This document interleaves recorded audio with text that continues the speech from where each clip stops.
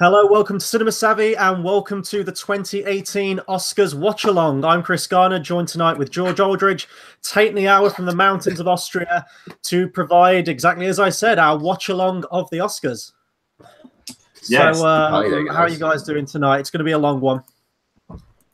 We're in for the long run. We've been here. This is the third Oscar live stream we've done. Third annual, yes. And it's going to be potentially my favourite one. It's going to be an interesting Oscars. Let's just say that. If anyone hasn't seen our reviews we've done, we have a playlist. It's a bit late now to catch up on them because it's happening. But we've covered, I mean, Chris has manned through all of the Best Picture nominations. I got 7, and we've also got a lot of other ones that have kind of been around. So we're in a pretty good state, I'd say, personally, this year. I've actually bothered to watch them all, almost all of them. I sat through Phantom Thread. I deserve an Oscar for that. Yes, so I mean, we're going to be on for like the next, what, like 4.5 hours. So if anyone's watching along with us tonight, be sure to get the comments in. Any questions you want answered, take this as an opportunity as sort of like an unofficial Q&A as well, because we're just going to be talking movies, not just the movies from the Oscars, but anything you want to know from us guys. So get your comments coming in. So which one are we hyped for tonight then? Because I know we're going to be talking a lot about the initial nominees and the movies and such, but have we got a hot favorite? I know we did our predictions video. We'll be keeping a running total of those tonight as well to see who comes out on top again this year. But one to watch, I would say, as of recent form, is the underdog picks, and I always go for the underdog picks. Yes. But this year, Get Out has been getting a lot of steam rolling towards it, especially for Best Original Screenplay.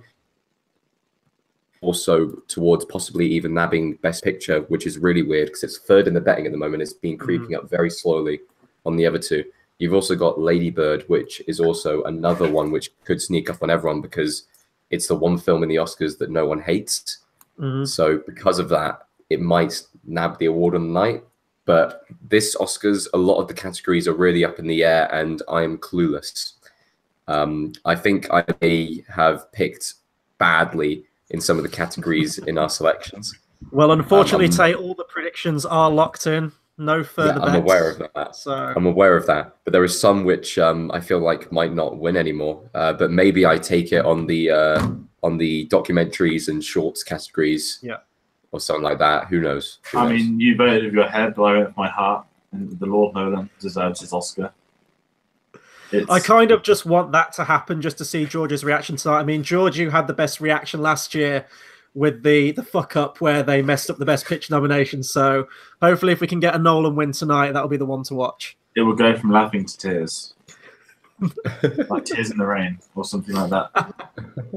Speaking of Blade Runner, that's going to be very interesting tonight because we have a lot of technicals, but that is, I'd say 2 months ago, the favourite for a lot of technicals was Dunkirk. I'd say the last month, Blade Runner's slowly been leaping over it. I think Blade Runner's gonna win cinematography. That's almost a hands down. Roger Deakins is finally going to get his Oscar. But production is going to be the interesting one because you've got Shape of Water and Blade Runner and Dunkirk going up for that. So it's going to be really interesting across the board where Blade Runner has been nominated versus Dunkirk in most of the categories, like sound editing, visual effects. Actually, no, visual effects isn't. That's War of the Planet of the Apes versus Blade Runner. But yeah, it's going to be an interesting across all the technicals this year. Normally, the technicals are locked in. So what? 2 years ago, we had Mad Max. Last year, La La Land got quite a lot of them, didn't it? Yeah, it did, yeah. And this year is all split. So it's going to make it interesting. I'm trying to watch Jimmy Kimmel here. Returning to host. I think he's making jokes. I have absolutely no idea. Yeah, all we know is that he's going to make a Matt Damon joke, isn't it? Like that was last year. To be fair, I thought he did very well last year, so it's kind of nice they brought him back. I don't think they'll ever repeat Seth MacFarlane. Yeah, that's true. Even though his Harvey Weinstein joke was actually more than appropriate. I feel like we should be turning this into a drinking game. So eventually, like, take a shot every time someone brings up something about the various scandals from this year. That could be fun to do. I'm not drinking this year. I'm going to be very, very Sensible is probably not the word I'd originally jumped to, but unfortunately, I have work in a matter of like less than 7 hours, so it's going to be very, very interesting night. I've already been to work. I've been at work far too much, but I am in tomorrow, so it's just energy drinks tonight. Yes, I'm on the Red Bulls tonight. I'm working. I'm literally going to finish the stream, sleep for 1 hour, and then I've got to wake up and get ready for work and everything like that. So it'll be. And you're technically an hour ahead of us in terms of like. I am not just technically. I am an hour ahead of us. So at the moment it's 2 o'clock. If only you could perceive time as I do. Yeah,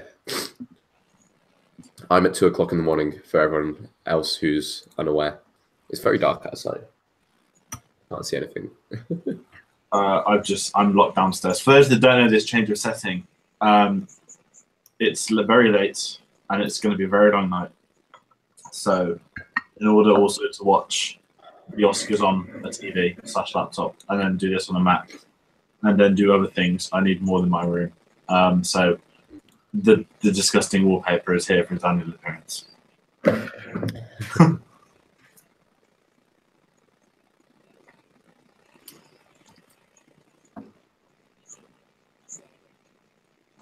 He's made a joke about Marvel and DC already. About the fact that DC has no Academy Award nominations this year? But it still won one last year. It was about diversity, apparently. Who knows? Who knows? I just wanted to throw some shade at DC. Just remember, Oscar-winning Suicide Squad was the reason that I won last year at the... That was it. That was the pick. That was the pick that won it. What I find amazing is that last year the DC fans were in uproar, like, "Oh my god, yeah, Oscars, yeah," because they won one for makeup for Harley Quinn.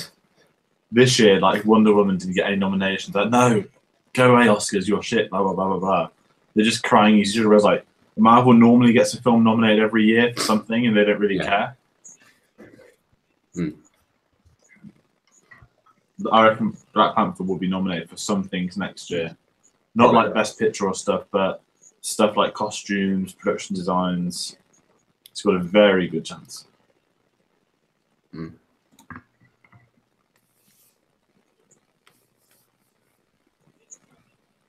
Okay, now he's moving on to like the Harvey Weinstein jokes. Wait, hold on, so you might be ahead of me.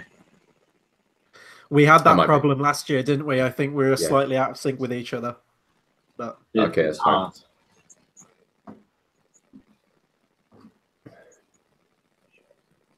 He's just talking about Jordan Peele now. Yeah, Jordan Peele, same time. Oh, okay, that's right. Then I'm missing this. Okay, cool. I'm just gonna go grab some more food before they actually announce some of the awards. That's cool. I actually have sort of like a fortress of food going on right now. I've got me some grapes, I've got some couscous, got some yogurt, and a box of cereal too, in case the moment calls for it during the night. I've had my cereal. That was my pre-Oscars food. I've got a bag of kettle chips and a bag of pancakes. And 2 energy drinks to survive me through the night. Only 3.5, 4 hours to go. Presuming they don't sort of, like call out the wrong winner again. Yeah.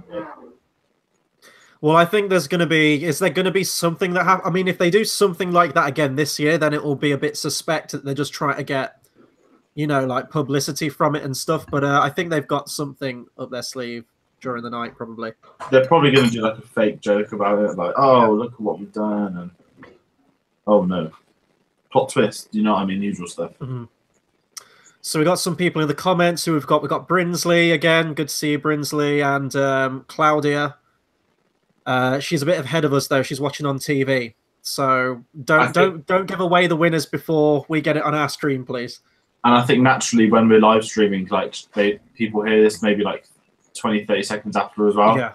So there's a natural sort of delay in transitions. They're talking about Call Me by Your Name. Chris, you've seen that film? I haven't. I did. I watched it this morning. It was a very, very long movie. It was 2 hours, 15 minutes. I didn't think it was particularly interesting. As I said, like we've got the review up so people can check that out. It's It's not a very good romance story. I didn't really connect with any of the characters. They kind of felt very robotic, felt a bit underwritten. And then you've got underwritten characters for 2 hours, 15 minutes. It's not a fun sit. Sounds like talking about. If I'm just talking about Call Me By Your Name, I watched it this morning. I mean, if you're going to go with like the whole homosexual romance movies, like Brokeback Mountain's a much better movie. Yeah. Moonlight's a much better movie. I think with some films like Moonlight, I'm pretty sure they had the idea to film it in 3 different stages and film it through at 3 different points in your life. That's a brilliant idea to go with first, and they added in the element of the fact that the main character was gay. Yeah. Whilst from what I've heard, Call Me By Your Name, they went with it's a gay love story as the main idea. Yeah, well, I mean, I can't fault it just for that, because I mean, it is based on a book. No, but and I don't know how closely it is. I'm aware of that. I'm aware of that, but it's like the idea for the film being driven by kind of an issue instead of it being a story first and then introducing the issue into that. Yeah, which kind of makes it, because Brokeback Mountain worked well because it put the issue in the film, but the issue wasn't the main area of the film. Like, it was about building and breaking down relationships. Yeah. Well, that's what I felt with Call Me By Your Name. I felt like by the end of the film, although it kind of gets a little bit better towards the end of the film, it wasn't really trying to say anything. I didn't feel like it was saying as much as those other 2 movies that I mentioned were, especially Moonlight, for example. Who is destroying their microphone? Oh, wow. I'm assuming that's George. It might be George. Right. Someone's microphone has gone completely George. I've got my mic plugged in. Mine's internal. Is it coming from me? Tayte? Isn't mine. I can't hear anything. I think it's George's. It's like something really bad. Whoever's got that. Hold on. There we go. Cool.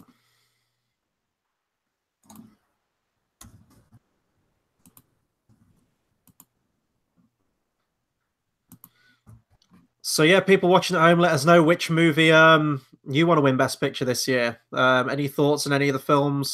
Just drop us a comment and we'll get to it throughout the night.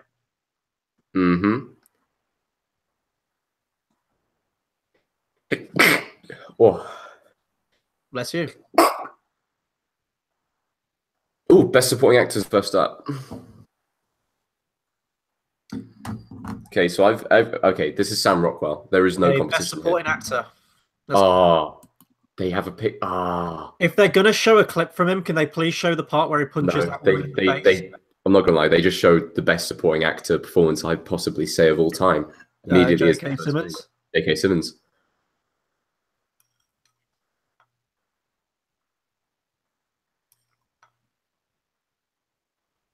Oh, and they're using music from Whiplash.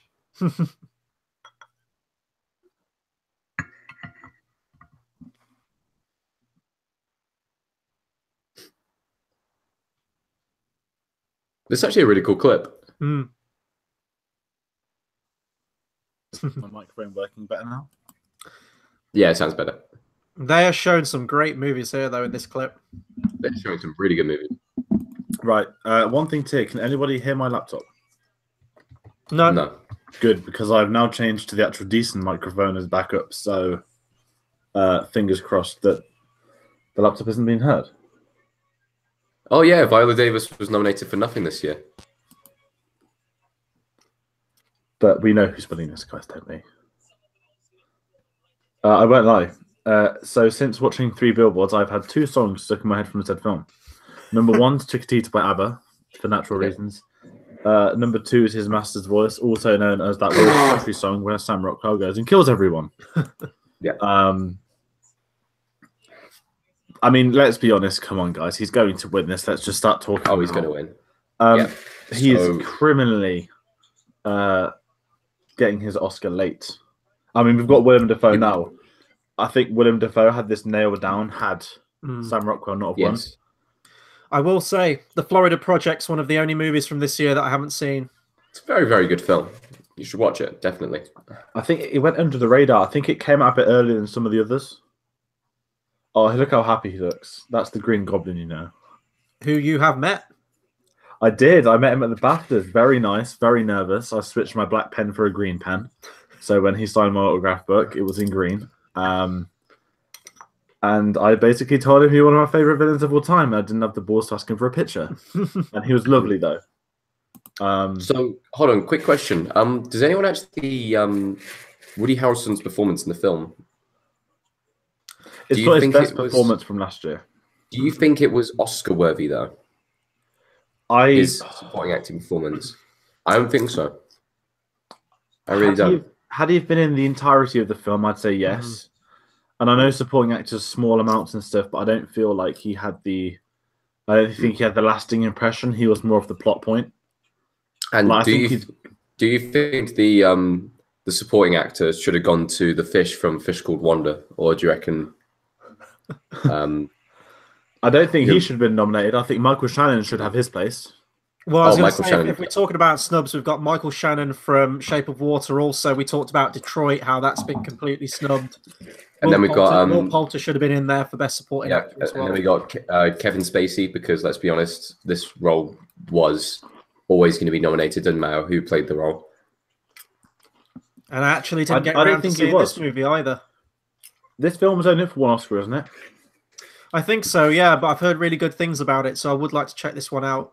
One thing that's really interesting. Scott do another good movie. It's been a while. Really interesting. From All the Money in the World, I'm going to say, if you watch the trailers with Kevin Spacey in it before he got changed with Christopher Plummer, he looks completely different to normal Kevin Spacey, and I reckon he would have been a seal in this role even higher up than Sam Rockwell. But, I mean, I watched Moon for the first time last week, so I'm on a Rockwell high. Oh, yeah. It's very hard to watch a Sam Rockwell film and not get excited about him or search him dancing after. And I swear the guy doesn't age either. Like, if you go back to like Green Mile or Galaxy Quest, and Sam Rockwell wins it. Aged. Oh, here we go. Sam Rockwell got his Oscar. He seems so humble. I mean, did you all see his BAFTA speech where he's thanking Alan Rickman because he knows? Yeah, he knows. I don't want to say fortunate, that's the wrong word. He deserves it, but he's not the stereotypical Oscar winner. No. And it seems like Tate's like about 2 or 3 seconds ahead of me. So careful when you like announce the thing, Tate.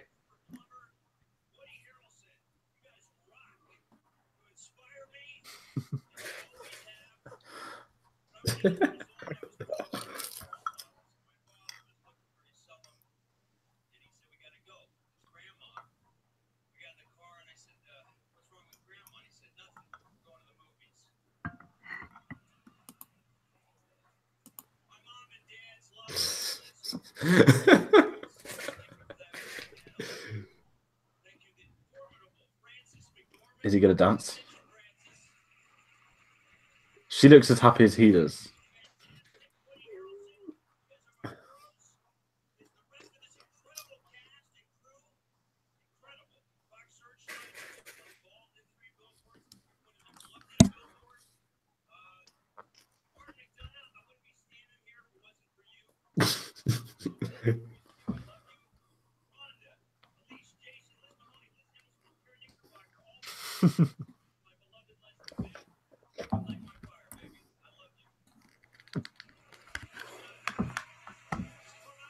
He's like, please give me more movies so I can win more Best Supporting Actor Oscars. He should have been nominated for Best Lead in Moon. Yeah, he should have. Watching that film for the very first time with ridiculously high expectations, it somehow still surpassed them. I have to say that was a. Oh, did he say my old buddy Phil Hoffman? Is that Philip Seymour Hoffman he's talking about there? Yeah, probably. That's nice. So you were about 15, 20 seconds behind us. I don't know why I'm still on the Now TV link. I think it's just so now it's good we have an estimation, so we just don't say anything. So when Chris wins and I start crying, you're crying for other reasons, George. Yeah. I mean, I could try refreshing the channel if you guys want. Keep it's your call. We're only on the ad break, so you can give it a go now. Or I don't want to make it any worse. But we're one award in, we're one ad break in. Claudia had asked Sam is married to that actress. We can find out. We're 2 minutes behind her, so she's winning deep down. So we've all got one on the board then so far. If we're keeping it this year. So if you want to, I'm not sure what actual category comes up next. It's quite a. They usually have the 6 big ones spread out between like 10 little ones. So you get like a big one, an average one, a little one, big one, little one, average one, big one. It always works like that, doesn't it? Yeah. Samuel wins Best Supporting Actor. Guys, we all win. Yes. I will say, if you were betting, that would be the only one which you would be hands down winning, other than Gary Oldman for Best Actor. All 4 acting categories are like locked down to like 1,000,000%. I don't know. Best Supporting Actress is still up in the air, I think. I think that Alison Janney has it. Oh, wait a sec. We've got a Mary Poppins Returns trailer. See, you're getting the American adverts. I'm getting a Mary Poppins Returns trailer. Is this the first trailer? Ooh. Oh, that looks wrong. She's just coming out of nowhere, CGI'd. Ooh. I think we've already had our first clip of Mary Poppins Returns. Didn't you see Carrie Fisher in The Last Jedi? What about Guardians of the Galaxy 2? Oh, that.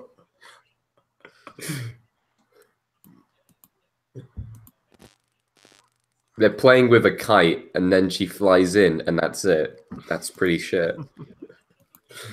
Don't know about you guys, but... So you guys didn't choose Jenkins? No. No, we didn't choose Jenkins. Nominated. No, it was in Jenkins. Yeah.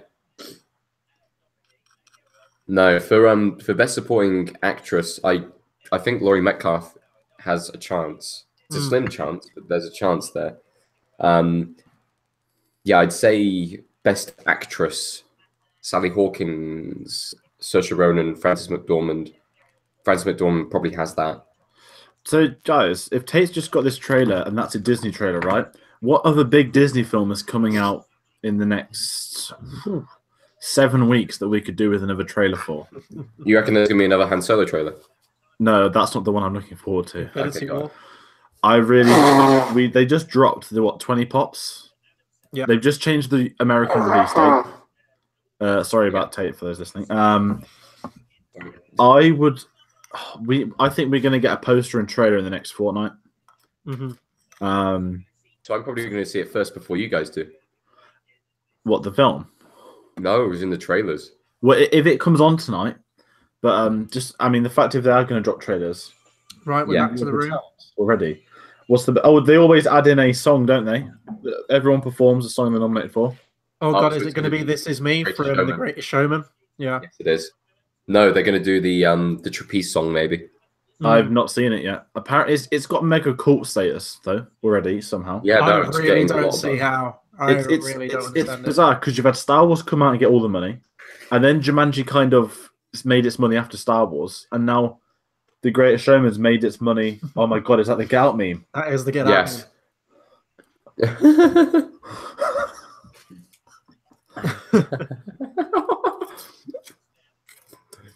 They actually brought the same actor. Is it? I think he's got a beard now. It is him. Is Jimmy Kimmel just like behind stage, just like with a cup of tea and a spoon? It's the GIF in real life.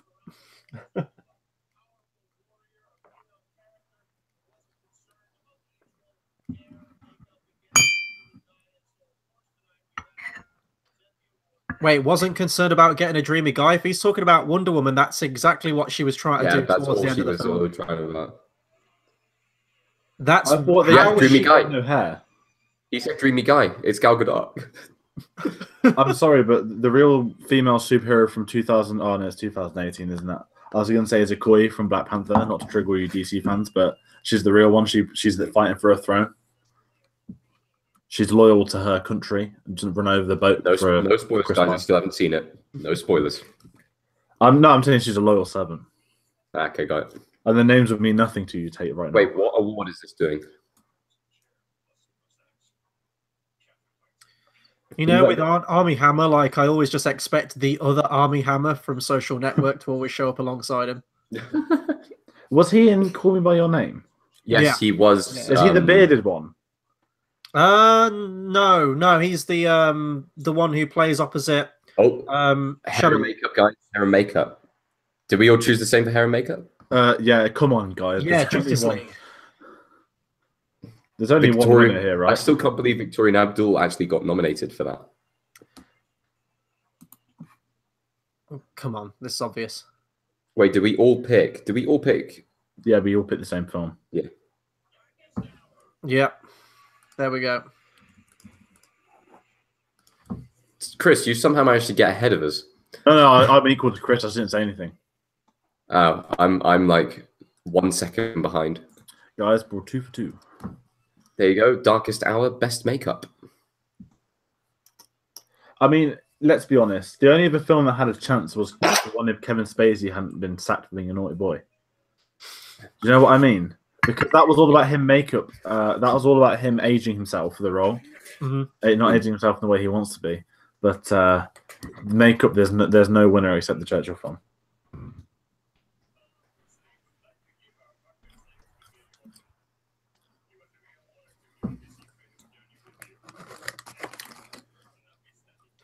I wonder how long he was in makeup every morning.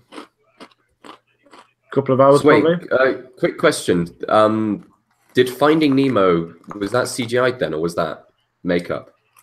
Well, that's the thing that I wondered. For anyone who doesn't know, Tate's going to have a running joke tonight of calling Shape of Water every other fish name he possibly can. So don't get confused with a Pixar movie. That's not what he's referring to. I thought it was a costume, and in our review, we talked about how good the costume was. But when they did Best Visual Effects at the BAFTAs, and it sort of showed you a bit of how they constructed it, it looked like it was mostly CGI. I'm guessing they had like an undersuit, and then maybe they enhanced it slightly with CGI. I mean, it looks great. It looked like a costume. So I'm just really glad they didn't have the sex scene, because then like you'd have someone having to CGI a fish dick, which hey, I mean, it's a living. At least in apes they can put fur over it. I mean, imagine being the guy that had to animate like 308 penises.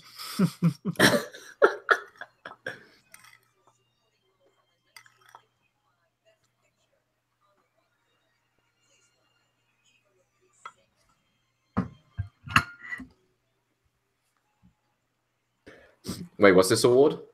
We don't know yet. They just bring out the host. Daniel Day-Lewis looking increasingly more like Lord Voldemort.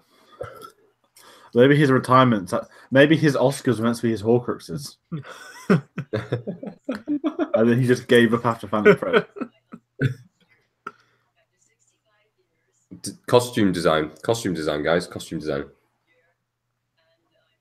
Oh, Phantom Thread versus Beauty and the Bestiality. Tate, have you been doing some creative Google searching with that name there? No, I've been calling that for years. I would call it also Stockholm Syndrome, the movie, but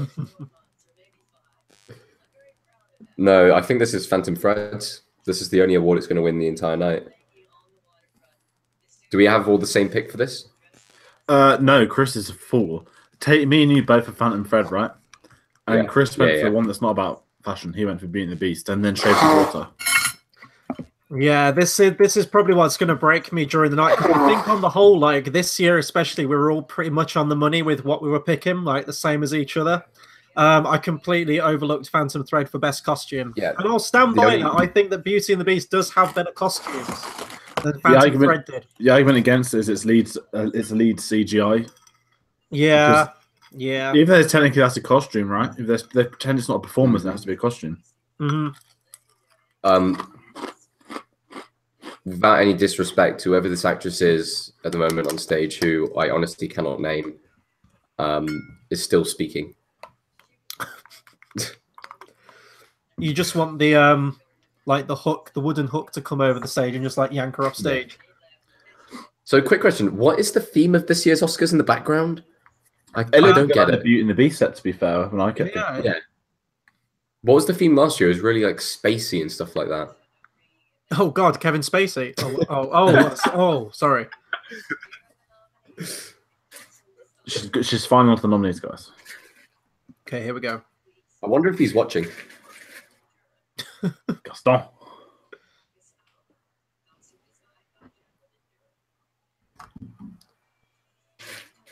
By Jacqueline Duran. Effing done by Jacqueline Duran. Oh, Phantom Thread, please don't remind me. Pretty sure it's one. And then we got Big Fish. I'm sorry, but just the Phantom, Shape of Water has. Can't call it that, George. You can't call it that. George, that is not the name of the film. Finding Dory. Okay. Yeah, that's where I'm going to lose it, folks. Yeah, I completely overlooked that. So both myself and George take a lead. Chris even put your back up, mate. George, did you win first year? I win the first year. You win the second year. So this is going to be like a reverse battle of brackets. So Chris isn't going to win a thing, and I'm going to try and win as many as I can. The problem is you really want to win. Yeah, I do. I really want to win. We'll talk about the fact that Mark Hamill's presenting an Oscar tonight. Yes, he is. Yeah, I'm looking forward to that. I'm really intrigued to know what Oscar it is. Like, I hope it's something better than like Best Song or something. Like, do you know what I mean? If he was, I reckon Best Cinematography would be pretty cool. I want him to do Best Soundtrack because then he could be like John Williams, like I'm in your film. It's me on the or he can wave his hand and it's like John Williams is the one. Unless he has like something stupid like Best Animated Short or something like that. Best foreign animated documentary cinematography. And another American ad break because, you know, they really need them every 10 minutes. Okay, I will take this opportunity. Everyone's kind of berating me in the comments for not picking Phantom Thread. Claudia, I saw the movie well after we did the predictions. I probably should have predicted it before then, knowing what the film was about. But, you know, when I make my picks, like, I know that I should probably go political in terms of what will get nominated, but part of me thinks what probably should win. And I still think that Beauty and the Beast had much better costumes, but then again, I'm not a fashion guy. Yeah, I will say though, Chris, Brinsley has a brilliant comment here about what Mark Hamill should be presenting. Best CGI milking scene. What I can't wait for is just the behind the scenes on the Blu-ray. Like, yeah. I think the BAFTA showed like a couple of seconds. I know they've released a little feature online, but it's not going to be the Blu-ray one. Of Andy Serkis actually in motion capture as Snoke, and he's just holding a gigantic hand.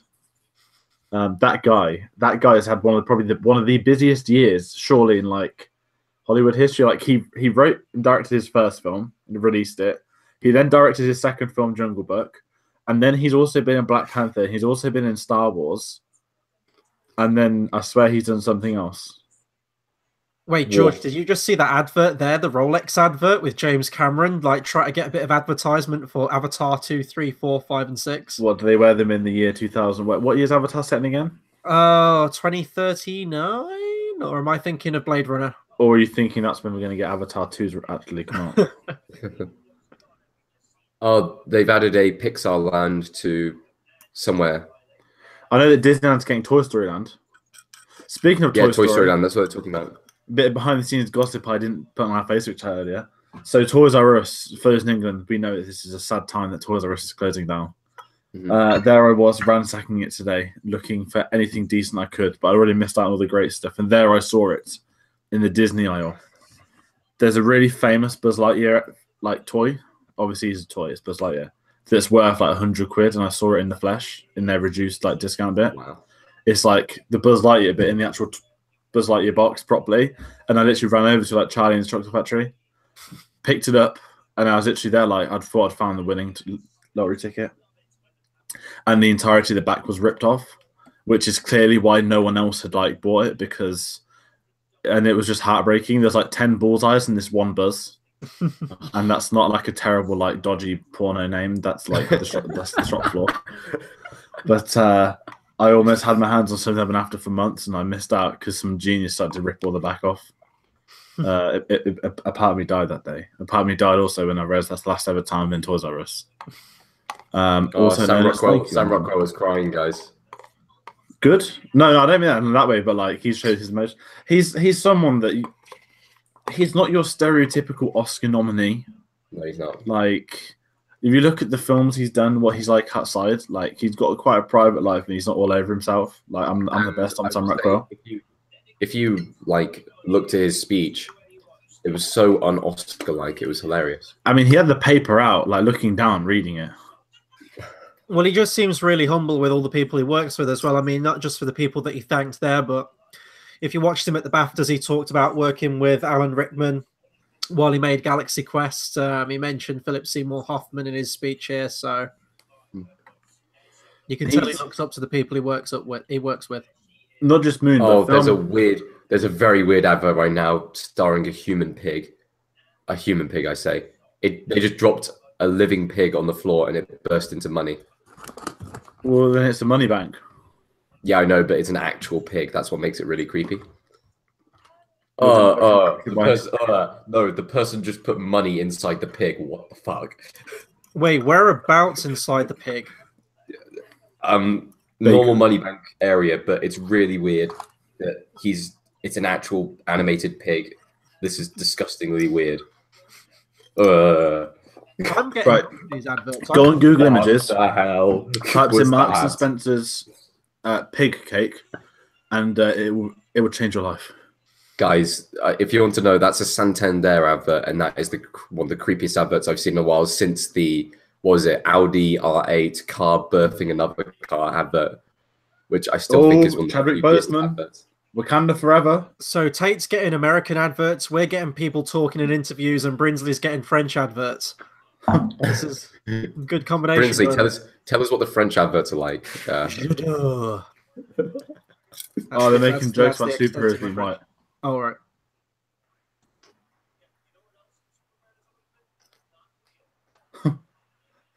Is the world ready for a black Superman?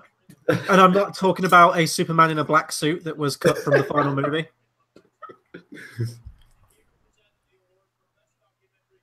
Best documentary. Best documentary. Well, my this God, is a shot in the dark. This is where we have to own up in that we don't really watch many of the documentaries. Best documentary I've got down. What have I got down? Is it Faces, Places? What did everyone put down for best documentary? I put Strong Island and Icarus, because Icarus is also the name of a awful plot device in Bond. What did I have? You had Icarus and Faces, Places. Tate had Faces, Places, and Icarus. Is that Holdo? Greg Gerwig and yeah, it's Laura Dern. Laura Dern. Wow, Laura Dern's got it going on. You say that during a talk about Time's Up. What I will say about documentaries is that it's criminally unfair that Jim and Andy didn't get nominated, which was a wonderful documentary last year. Did it get released in time? Yes, it was out in November on Netflix, but it premiered at one of the film festivals first, which would have qualified it. Okay. But they chose not to. Saying that, is it Okja? They will go crazy about that. That was a normal film, but there's a bit of a snub heading with Netflix. But then again, you got Mudbound. That is a Netflix film that was up for a couple of things.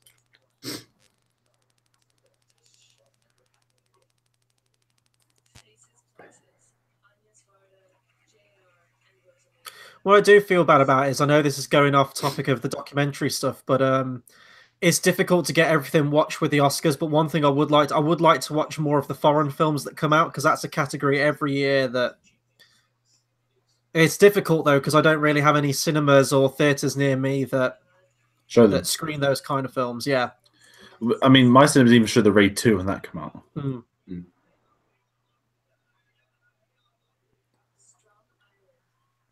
Brinsley says, I don't even know who's nominated, but I would have went with Jim and Andy. Mm.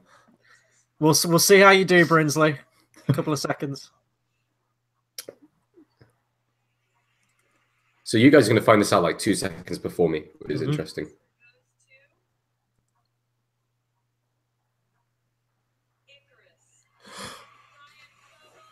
Icarus won. Yes. I tried to stay a couple of seconds. I was excited. So that was my first choice, wasn't it? I think Icarus. Yes, it was, Christopher. Can And I was get my back on the second board choice. now after my crushing defeat with Phantom Thread? Right, for those that care, which is all of you, because this is really where it's at. Myself and Tate are both joint on 10 points. And Chris is on 9. Ooh. It is literally always within like a points difference, isn't it? Or a couple of points difference usually. Yeah, it's because we're not dumb. We know how the Oscars work. Tate's upset because he's lost a win.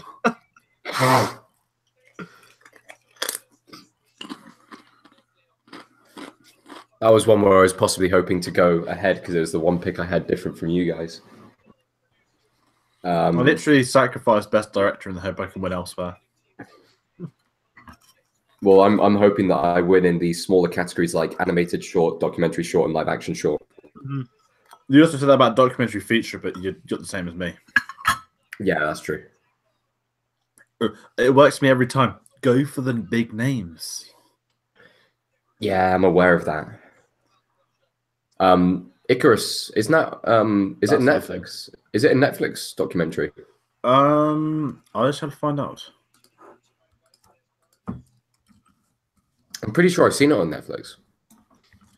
Bring up that thing about James Bond the other day.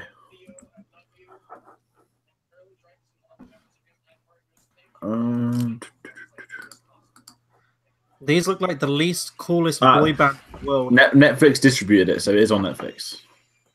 Interesting. I may watch it tomorrow then. Look at their strategy. They do a lot of stand-up. They do a lot of documentaries and a lot of foreign films now. Yeah. They've been building their audiences off a lot of them. So they're quite niche, and that's getting them more money than just having blockbusters on there. So they've got the Ricky Gervais stand-up coming in the next couple of weeks, which I'm buzzing for.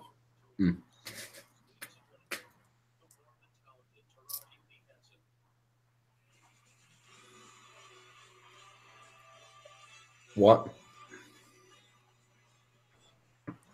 Bringing someone on stage to introduce someone else. What? Is it one of the songs they're doing? Oh, they're doing Best Original Song, also known as Toilet Break.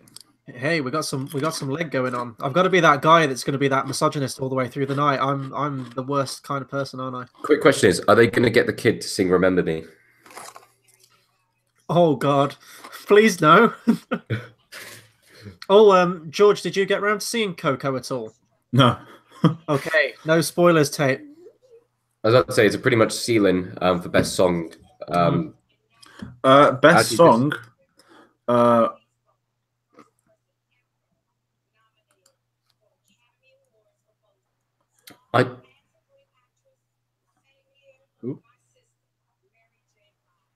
Mary J. Blige is coming on.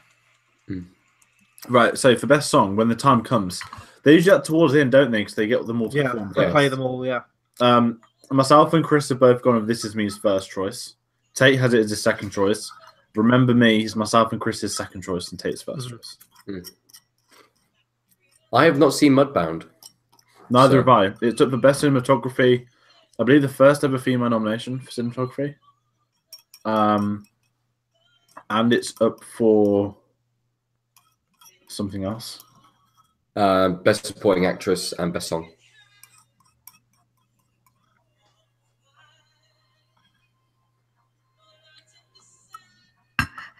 What film is this from? Sorry, guys. I missed that part. They just said Mary J. Blige, and I just got Rock of Ages flashbacks. No, what they said was the first ever actress to be nominated for supporting actress and best song. But I'm thinking, best song last year you had what was it? Emma Stone with She wasn't best supporting though. She was lead. I know that's a very weird way of phrasing it because you've already had an actress made lead actress. Perhaps you just say, and the winner of the Academy Award from last year. Bit of debate online. So traditionally, the winner of Best Actor will present Best Actress the following year. Last year, Casey Affleck won, and he announced last month he wasn't going to present based on people bringing up the stuff from. So what you're saying is Christopher Plummer is presenting. Well, no, it's Jennifer Lawrence presenting the award. But I wonder what your thoughts are on that stuff, because it's Hold on, I thought it's always tradition that a male person gives Best to the actress, I know. best actress. But Jennifer Lawrence is apparently a queen. That's why couldn't we have Christopher Plummer playing Casey Affleck? We brought him in at the last minute. Everyone listening, I'd like to recommend a really funny meme Facebook page I found this when I was trying to get sleep earlier called Memes in the Rain. And it's basically a meme page just for Blade Runner. And it's actually unreal. Is Blade Runner right for like memes and stuff like that? It doesn't really. I never thought it was, but I'm about to send you one in our group chat. And another one, but that's not rings. This one's about rings, not Blade Runners. I believe I can fly. No, wait, no. Wait, did she sing this song? I'm just really confused after singing. The Lord that's Andy Serkis is at the Oscars wearing sunglasses. He just put on Instagram. One day, right, let's be honest, today we're going to cross off Gary Oldman and Sam Rockwell off the list. Andy Serkis will be one day. Serkis is next, isn't he? Like that, Matt. I think he'll probably get, like not like the Fellowship Award or something like that, but when like a lifetime thing for all he's done for motion capture and that industry. I think give him a few more movies under his belt first, get Jungle Book out of the way, get a few more of the projects that he's going to do after that, and he'll get one. I think it's because it's still relatively new and it's still a technology that people are welcoming into the academy and things like that. Unless he eventually wins one for directing. Well, I mean, did you see Breathe from last year? I haven't yet. I've got it. It's on Blu-ray now. I just haven't got around to seeing it yet. I thought it was fine, but I don't think it really showcased everything that he could do as a director. I think that Jungle Book will be that movie when it comes out. I was gonna say I think he's kind of done a Spielberg like with Ready Player One. Like he's directed this humongous heavy effects film, and in the gap waiting for a release and to get it done, he's kind of just shot like a quick drama in the middle. I don't mean quick in like a derogatory term because a lot of effort went into it. It's based off real life and stuff, but. Well, I don't know if it was the studio as well saying like you've got to do one movie first, but then again, I don't know if he's done Jungle Book himself like through his own. Imaginarium. He's done both through his own production company. He must have just done it as a thing. There must have been something that was dear to his heart that he wanted to get made, or he always seems like a guy who wants to keep himself busy anyway. So, Tate, you'll know this. Yes, they just showed an advert making the Halo on the F1 cars. Sorry, Chris. Back to Andy Serkis. I almost died like Joffrey. And Andy Serkis, I think he's got a big future, and a lot of directors start off with like small dramas. But I think I was reading like it's about the co-founder of the company that he does Imaginarium. It's about his dad or something like that. So it's like quite personal to them both. Alex Zane, a presenter that just seems to just appear sporadically on many different things. He covers a lot of premieres and red carpet stuff. Yeah, he does now. Gets to the Oscars, like, no, you're not coming, mate. Just save our flight money, send someone else instead. I did this every year. They have like a studio, like it's in London. It's in the Sky HQ. They've just decorated like half a room. Yeah, and these people are just very uncomfortable for like 5-6 hours.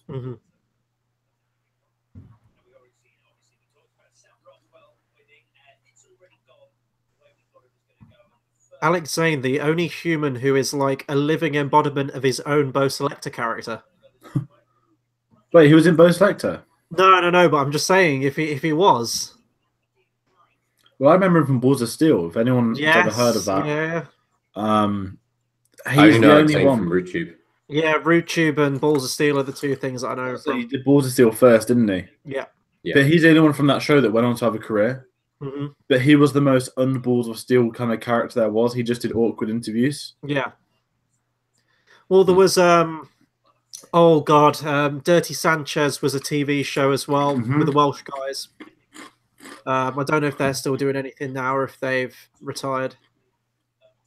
But Balls of Steel was after Dirty Sanchez, so I was always a bit confused. Was it? Oh, okay. No, Wee Man was Jackass, wasn't it? Their version that would go on. Not their version, the Welsh one. Yeah. what I would do to see Jackass come back. True story. Bad Grandpa was nominated for an Oscar for best makeup. Yes, Really? it was. Oh wow. And you know what? That film is actually very underrated. I thought it was all That right. is true. I enjoyed it at the time, but I've never watched it a second time after that. Whereas It's Jackass just- the movies I've watched again and again and again.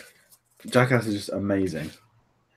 It's like obviously what happened Ryan Dunn's sad, but like one day I feel like they will all reunite, but they just don't want to do that, and they've always said that. But like, I felt like Jackass 3D was kind of their farewell one, especially when you get to the credits and you get the pictures of them when they were younger and stuff. It seemed like it was a pretty final thing. It was actually great in 3D as well. That was before it was the gimmick. Yeah, Jackass inspired Avatar. How bad is that? It's so good, but so bad. I mean, the one thing that sounds sad, at least with the Disney deal, I'd be more excited for an Avatar film. Oh, and Glorious Bastards. Oh, best editing. Best or editing. cinematography. Oh, the music though. What award are they trying to do? This looks like cinematography to me. Or is it sound editing? They mentioned that sound mixing was going to be in this one. They're playing the Close music Encounters from 2001. They're playing music from Hans Interstellar. Zimmer, the Lord Hadeth. So he's only won one Oscar, and you know, it's an outrage.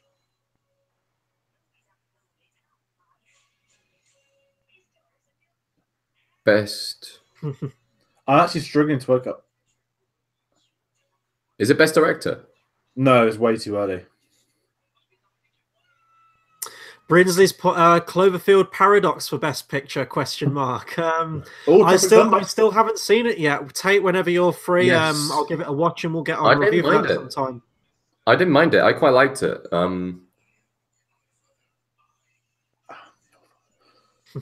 Is it best screenplay? I don't. It kind of looks like it's just everything for film right now, like I was gonna cinematography, say. best lines, best direction.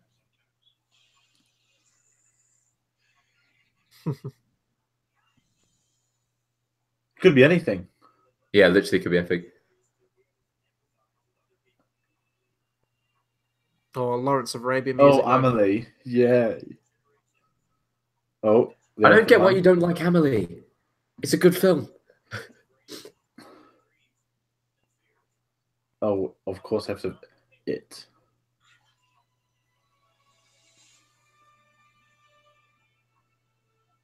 Jesus, they've just gone for every franchise you can think of. literally Lord of the every Rings, my film. movie. I've spotted 4 Nolan films. Brinsley's just put, now I got to watch Stand By Me again. I know, right? Yeah. That's the movie.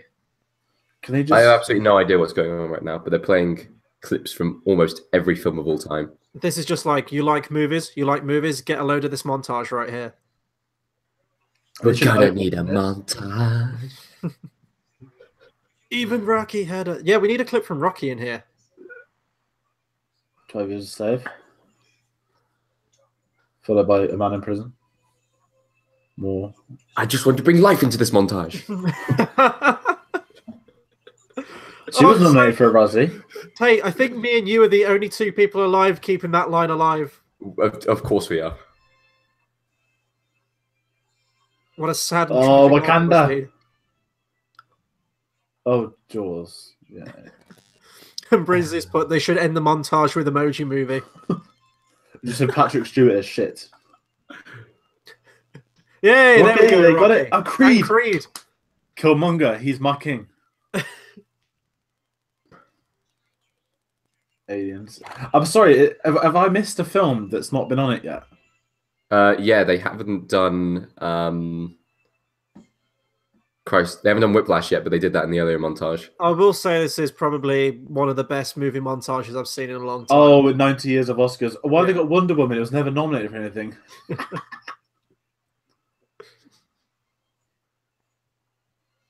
Oh, Texas Chainsaw Massacre. Jurassic Park.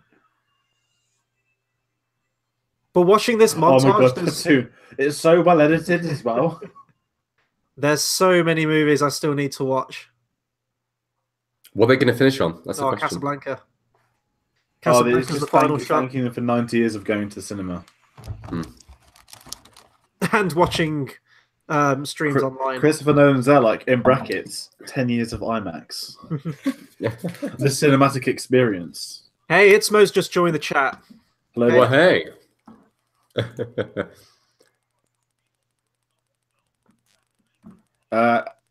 GMT update, it's now almost 2 a.m. Tayte in the mountains of Austria, it's what, 3 a.m. for you It's now? almost 3. It is still extremely dark outside, but quite snowy, if you're interested. Claudia's given us the heads up. Oh, sound editing next. Sound editing next. So have we got Dunkirk down for this one, did we, for the sound? Or was it Blade Runner 2049? I think it was one of the two. Sound editing.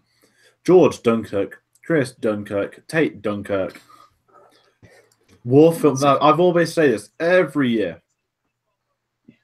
Oscars love war films. Preferably when it's about American soldiers. But they do sometimes give awards to those about other countries. And but this is nailed down. Editing or mixing? We'll find out when we see the envelope that says it in giant words. Is that Baby Driver? That is Baby Driver. Well, it's got to be sound edit then, because he can't be presenting his own award if Baby Driver does win it. Sound editing. That's it for both sounds, I think.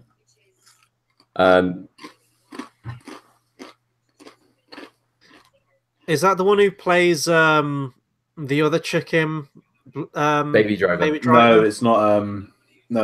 That's Cinderella. What's her name? Lily James.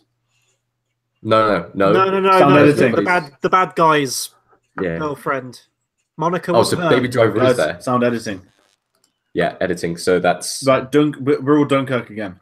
Blade Runner for 2049 for number 2. I'd really like Baby Driver to get the win for this one. It has to In all be honesty. Dunkirk. Why did I put George, Right, are I you put this as my second choice for some reason. Oh, the Lord, Kylo, Swirlo Ren. Oh, help I'm a fish in the big blue sea. Spoilers, man. He's fighting Praetorian Guards. Oh, such a cool scene. Yes. There we go. Where's the Lord Nolan? Fun fact: in France, they spell Dunkirk really, really differently. Is it Dunquirke or something like that? That's the one. That sounds about right. Right. So I had a message from one of my friends saying the same thing. They're yet to see Christopher Nolan. Is he there? Well, I don't know. He was on the red carpet. Surely he is. He's up for. Oh, Imagine Claudia if this says is he's where there. they announced his new film. Like, unfortunately, Christopher Nolan can't be here tonight because he's off busy filming the next Bond movie. I don't know. No. Don't get me excited, Chris. He's off filming Spider-Man 4. I've already been messaged by someone. Stop crying.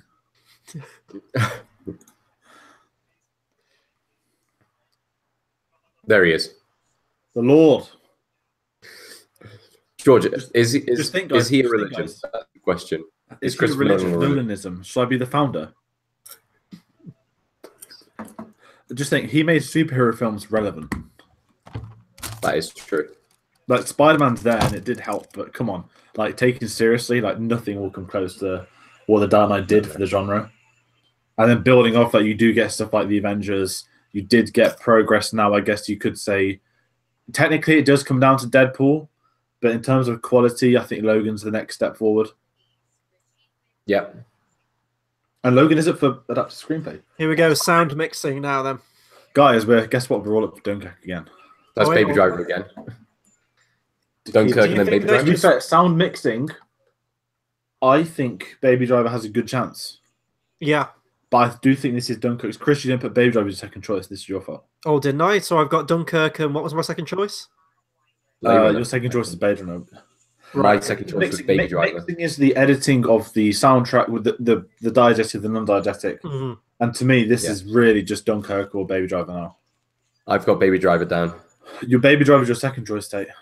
Yeah. Like Star Wars: The likewise Last Jedi witnessed the disappointment yet again in a few seconds. You liked it. You liked I it. didn't like it. I thought it was meh. No, you liked it. My after the opinions on it review have I gone had. downhill considerably since the release. Right, okay, here we go. Yes. There we go. Back to back. 2. Brinsley's also put, Nolan also retroactively ruined every future Batman film for making such a good trilogy. I would agree, but I have hope for Matt Reeves. Yeah, me too. There was a room, right? So I don't follow stuff like Collider and all that nonsense, but John Campio's come out and said that he had a rumor that was coming. He's got a big DC rumor, and everyone assumed that Matt Reeves was leaving, and for no reason, a bloke saying he has a room, he knows something. It's very bizarrely, and this has led to Matt Reeves saying, "No, I've not quit Batman," even though everyone knows he hasn't quit Batman. Confusing times. Like, I think that's, if we're going to go on a tangent now and talk DC for a bit, I think that's probably DC's best move at the moment, Warner Brothers, is to just focus on standalone stuff. Mostly the Batman thing, it always seems to be their crutch. If ever they bring a film out that isn't particularly well received, like Green Lantern or Superman Returns, they tend to always fall back on what they know will sell, which is a Batman film. Or I genuinely think actually the best move for them to do now is to push forward the Gotham City Sirens and have female-led characters. No. I genuinely do. For me, Batgirl's up in the air now as well. Yeah, Whedon was always going after Justice League. Come on, Lenny. If not, just do a second Wonder Woman film already. To me, the best 2 films in their universe have been Wonder Woman and Man of Steel. Now, I'm in a minority that would put Man of Steel above Wonder Woman. But at the time, yes, it teased things to come, but it was very standalone still. Wonder Woman was very standalone, but had that beginning and ending scene to link to Justice League. And I don't think there's a coincidence they were their better films. If they'd have took the time to do stuff like that together, to push it into Justice, we all know they rushed it.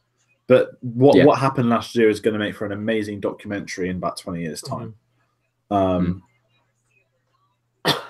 sorry, I'm just so happy Dunkirk's won 2 Oscars still. Brinsley's put, glad Dunkirk is winning, but I think this might be its only 2 awards. Well, don't make me cry. We'll remain in hope. Is editing. Maybe. Brinsley, Man of Steel has a great soundtrack. Yes, it does. Hans Zimmer was amazing. He kept spamming that drum track, though, from the film.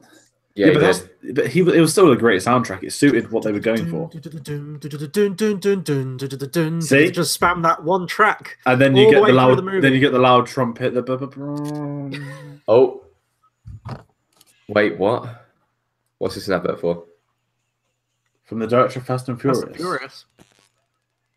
This looks terrible. Oh, that CGI. That looks horrible. The Hurricane Heist. Wow. I mean, there's going to be it's Fast and Furious mixed with Twister. I was thinking more Geostorm, from judging from the CGI. But yeah. Dunkirk. I can hold hope that Christopher will win. It's such a shame. I mean, I've still got weird American adverts. We just got a TV advert there. Can anyone recommend any good TV shows at the minute? Has anyone seen anything good recently? Rewatching Arrested Development, which isn't really new, and season 4's it's very interesting. Season 1 to 3 is just exceptional. Season 4's fine, but it's them trying to be clever. Like, we're back, we're on Netflix, we're releasing 12 episodes together, so you can unclue everything, and it didn't really work. It's still fine, but it's nothing compared to the others. Currently on Netflix, I'm going back through. I'm going through Suits, and I'm going through Luther again for my second time. Luther. Idris Elba. But I would highly recommend Line of Duty, as it's on British Netflix at the moment. My mum loves that show. Didn't she speak to you about it when you should come over? Absolutely incredible show. You should watch it, guys. Seriously, really good show. I've started watching the new series of Ash versus Evil Dead. Because I love me some Bruce Campbell, love the Evil Dead series. And I think a series of unfortunate events season 2 starts at some point this month, so I'll be... Probably. Well, what's his face? Jessica Jones is back this week. What's his face that you hurt? Say that again, sorry. Its face. Jessica Actually, Jones are they is back this week, which I don't really. The problem with the Marvel TV shows is that they've really like gone off the boil. I don't know. I quite like Jessica Jones Series 1. I still think that's the strongest series out of all of them. But then to rewatch that now, I'm going to have to go through Defenders, and to watch Defenders, I'm going to have to go through Iron Fist, Luke Cage. Yeah, and, that's the problem I'm in at the moment. I could never make it through Iron Fist. Here's the problem. At least the films are like 2 hours out of the way. Just push through with that fisting, you know. need to get on a good fisting session and just get through it. He's watching Westworld again, so good. Now I've heard Westworld's meant to be exceptional. Yeah. I believe that was written by Chris Nolan's brother, who helped co-write it, Jonathan Nolan. Yeah. Mindhunter's been mentioned twice as well. I've never heard of that one. Yeah. It's what's his face? Lynch. Oh, is it? Oh, okay.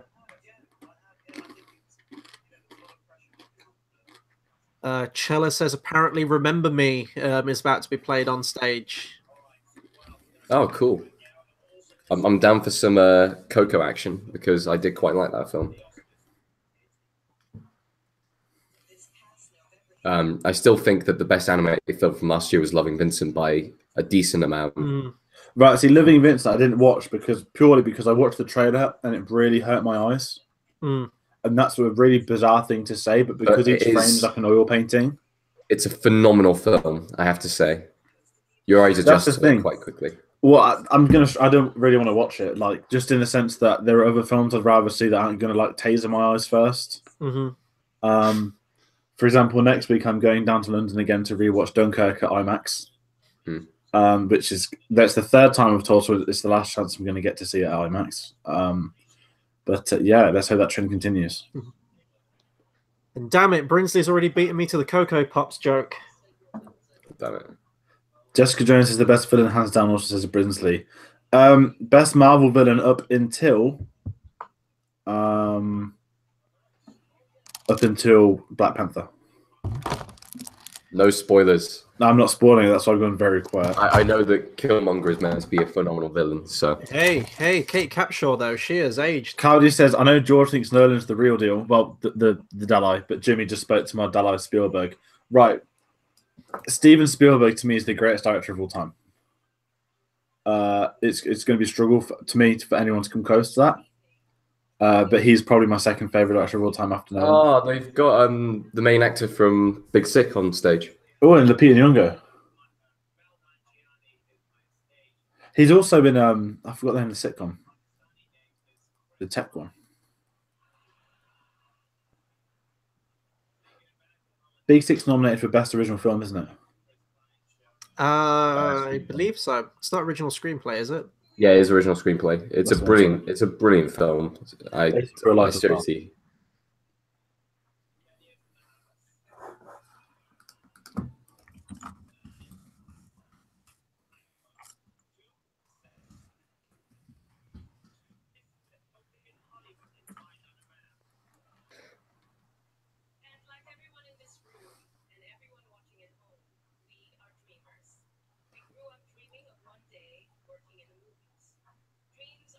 Did you dream that you were playing a orange CGI motion capture character in a Star Wars movie? To be fair to her, she's played a slave. She's played was it a wolf in Jungle Book? She played Maz Kanata, and now she's played Nakea. I can't pronounce it right. Was that a kid holding an Oscar? Did anyone just see that? Just a random kid. I was too busy focusing on Salma Hayek, mate. Everything else was just a blur. Oh, production design. Production design, here we go. What do we have? We've all got Shape of Water. I've got Dunkirk second, as is Chris. Tate's got Blade Runner second. Brinsley, I will get to your comment after we've had the award announcement. What was Spielberg's last great film? I mean, for a man that makes good, very, very good films every time, in terms of great... Oh, sorry, Dunkirk's come on again. Spoilers, man!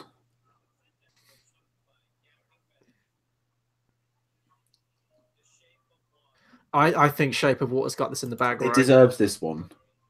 The sets are wonderful and stuff. And salmon fishing in the Yemen might actually win an award. Why haven't you said Shark Tales yet? Oh, that's coming up soon. Don't worry. There we go.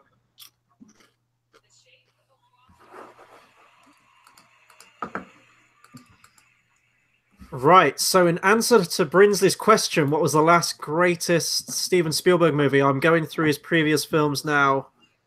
I probably actually haven't watched many of his recent films. It's hard because for Spielberg, if you think what's his best films, to me, it's Schindler's List, Jurassic Park, Jaws. Raiders, and Jaws. Right? What about Duel? Jaws, a great film. I still rate Duel. But the thing is, when the same man has done them 4 films, and he's still spitting out very, very, very good films, but they're not on par with them, it's so hard to like. He's in his own category of a great film. Like some people would dream of doing a film like The Post, but because it's Spielberg, I wouldn't say it's looked down upon, but it's a Spielberg like drama film. Like it's going to be good. It's going to get nominated for stuff. It won't win stuff, but it's going to be there. I quite like Bridge of Spies. Actually, I'd say Bridge of Spies was a great film. If we're talking about his last great film, it'd be Munich. I'd put Bridge of Spies. Most of them. I'd put Bridge of Spies above Munich. I'd say Bridge of Spies is the last great one that I saw. If I'm going before then, I mean, not counting the ones I haven't seen. I haven't seen War Horse. I haven't seen Munich. I'm going like way, way back to Schindler's List because everything. Not even Saving Private Ryan. Great 25-minute opening. Rest of the film didn't really care for. If I'm going like a movie that I solidly enjoyed all the way through. I mean, what else have you got before that? You got Lost World of Jurassic Park. Terrible. Catch Me If You Can. Catch Me If You Can. You've got AI, artificial intelligence, Minority Report. Minority Report, I love. I thought it was very, very, very good. With Spielberg, right? So, for anyone that I don't know about America Has Empire, Empire Magazine did a Spielberg special this month, and they had an interview with him, really good actually interview, and they were just talking just general conversation. He's saying stuff I've never really seen him say before. And I'm going to talk. Can we have a Spielberg conversation over this This Is Me song? Yeah. I forgot what I was about to say about Spielberg. Actually. No, this is Coco. Oh, sorry, I don't. This Is Me Show Me, isn't it? That's what I meant, the Coco one. Tate, you've got a question from Brinsley saying, Tate, what did you think of Shape of Water? What do I think of Blackfish? It's okay. It's not an Oscar. It's not an Oscar heavyweight film that people are saying it is. Highly overrated. Did not feel a connection between any of the characters at all. Didn't even like the on-screen chemistry between Sally Hawkins and the fish. I just think it's a very average film, but because it looks artistic, people are enjoying it a lot more. Like if someone says like Pan's Labyrinth like could be nominated for best movie, like I could see that. Okay, so who's gonna sing Remember Me? Chella said this isn't her preferred version of this song.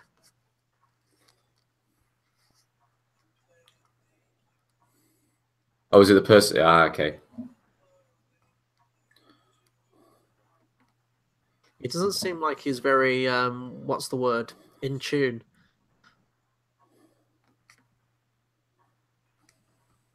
They should have done Un Poco Loco. They definitely should have. Un Poco Loco. Which is probably one of the catchiest songs that I've seen in a movie this year. Last year. Definitely. Prince is put, so you're going to be mad when it wins. I've got a sneaky feeling that it might win. Shape of Water. What might win? I really have. What best film? No, this is 3 Billboards, people. I'm not going to be mad if it wins because I'm prepared for that. I'd be a lot happier if 3 Billboards, Lady Bird, or Get Out won over the top of it. But, like... Oh, wow. Who knows? Wow, okay. Is the bell going to fall on him? Whoa, sorry guys, I looked away. The singer has changed. Yeah, he's black now. It's like oh god, what's the Heath Ledger film? The Imaginarium of Dr. The Imaginarium of Dr. Parnassus, there we go. That's like the adverts for what's that aftershave? I was thinking of Taco Bell. What's the name of the? Now I'm on a horse. Now I'm here. Now I'm there. Now I'm there. And then they got Terry Crews to do. Yeah. So the Old Spice adverts. It's like now I'm Heath Ledger. Now I'm Johnny Depp. Now I'm Heath Ledger. Now I'm the others. So is this an advert for Disney taking Coco on stage into a Broadway musical? Disney on Ice. Sorry, didn't we already do that by Tonya? No, that was Wolf of Wall Street on Ice, wasn't it? Okay, we're on a Disney conversation. What did we all think to the Ralph Breaks the Internet Wreck-It Ralph 2 trailer that came out? It looked like a better version of the Emoji Movie. It looks like a cross between Ready Player One, the Emoji Movie, and Wreck-It Ralph. Yeah. But that last 20 seconds was just outstanding. Yes. And it's already been turned into one of the best memes of the year. The bunny being fed to the power explodes. Like, it even felt a bit grim, like that final like slurp noise. And then when it cuts the little girl's face, you just know what's going to happen. It's just little pop sound effects.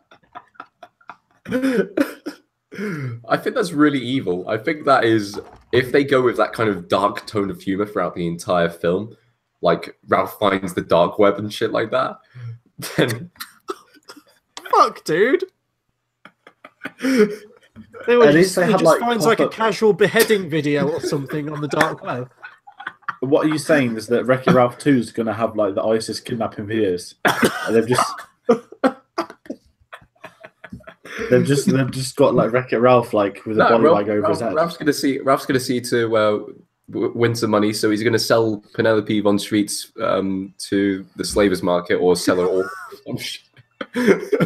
We have an ad break now to try and change the subject. Well, the last thing I'll say on Wreck-It Ralph is, first he was in a video game, second is in the internet. If you're doing a trilogy, where do you go after that? VR. It's got VR or it has to be. It'll be like that one Treehouse of Horror Simpsons episode where home is the real world. Well, they did a Wreck-It Ralph and Jumanji crossover. Yeah, but like they just bring him in real life, and he meets The Rock. There's your $1 billion franchise. No, he is The Rock. He is the table. The Rock. He is the chair.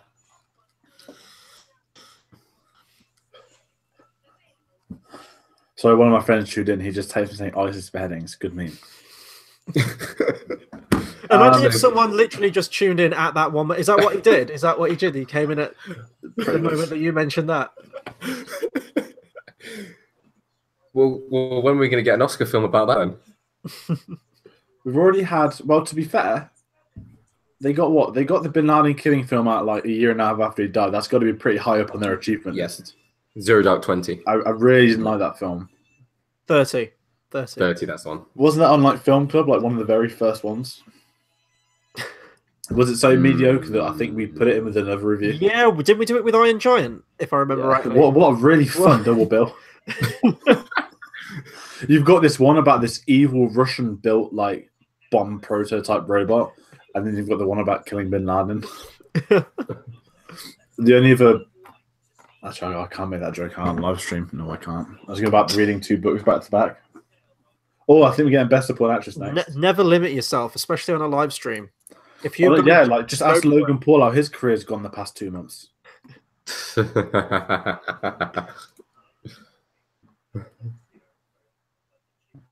So, actress in a supporting role is next. Is that what they're saying, or I've got the opinion that Octavia Spencer was really, like, she was fine in it, but she was really overrated. Like, she got nominated because she's Octavia Spencer. I liked her character in the movie. I liked it, but like, she's not like this level.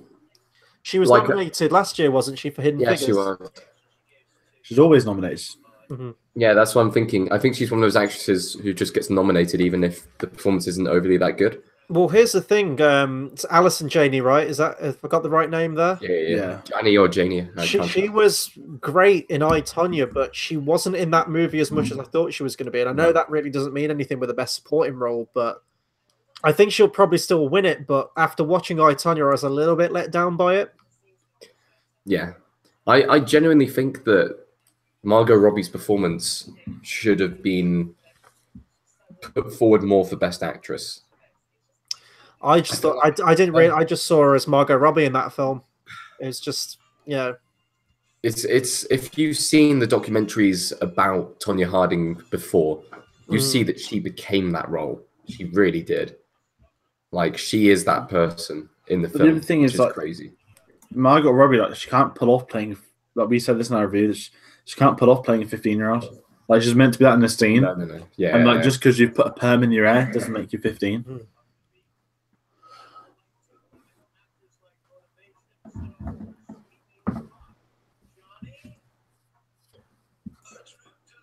So what is the next category? We haven't even done any of the smaller awards like documentary short, live action short, and stuff like that.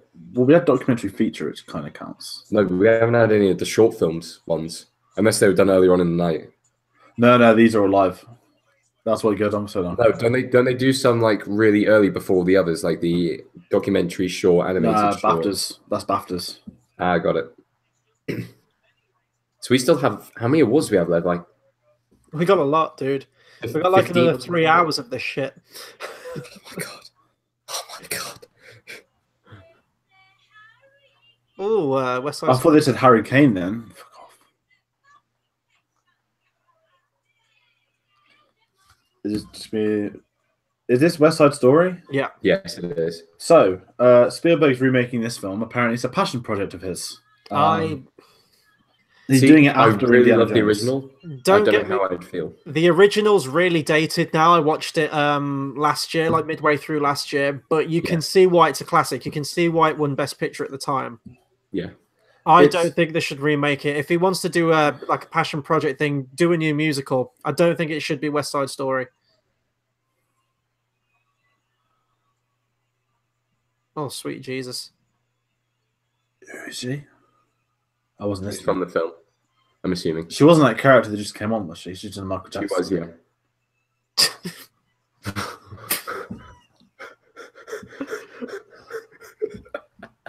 Is she getting crunk? Is that what the cool kids say?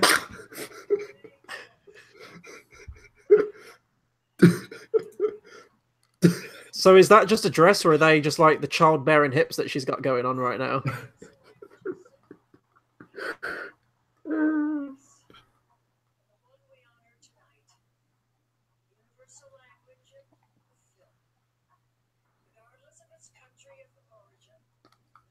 Foreign film. Foreign film. So this is one which I think I'm going to win. Because you always research them and no one else does, apparently. Yeah, I'm the only one who researches the foreign films. It didn't win you Icarus. That's because Icarus wasn't a foreign film; it's in English.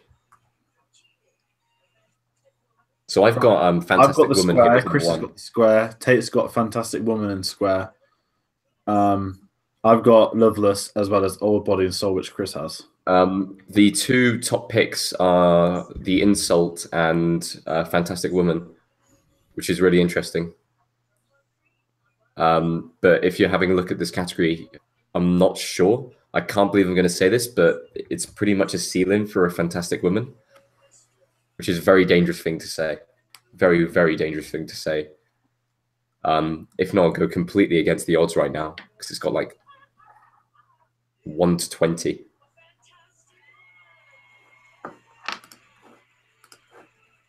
It was pretty much sealed in from a while back. So I'm glad that I'm now taking the lead. So Fantastic Woman has won Best Foreign Language Film, which puts Tate in the lead. The irony is that you're the person that only wants to win. Tate, your overconfidence is your weakness. My overconfidence in that one category. Oh, which he didn't even reply properly. Get him out. Bin him.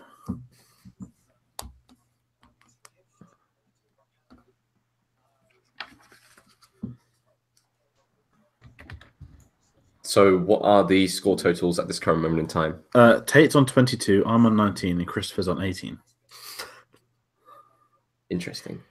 Oh, bring up the rear, as always. To I be fair, might claw it back, hopefully. I think, I don't know, Best Picture is going to be my downfall, I think.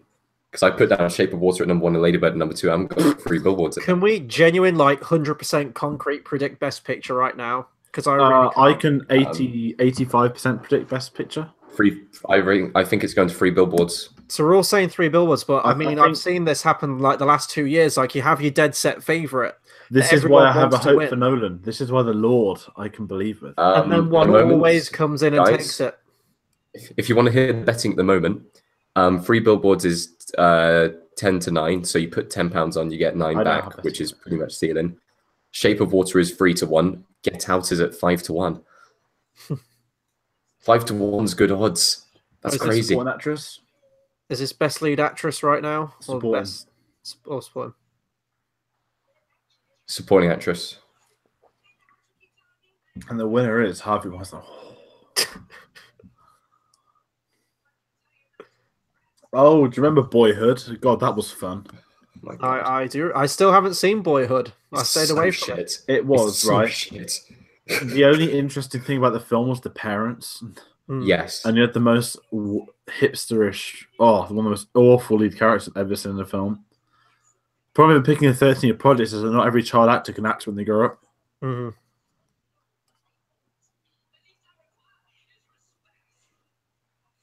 I don't think it helped. Has he been in any films whilst growing up? No.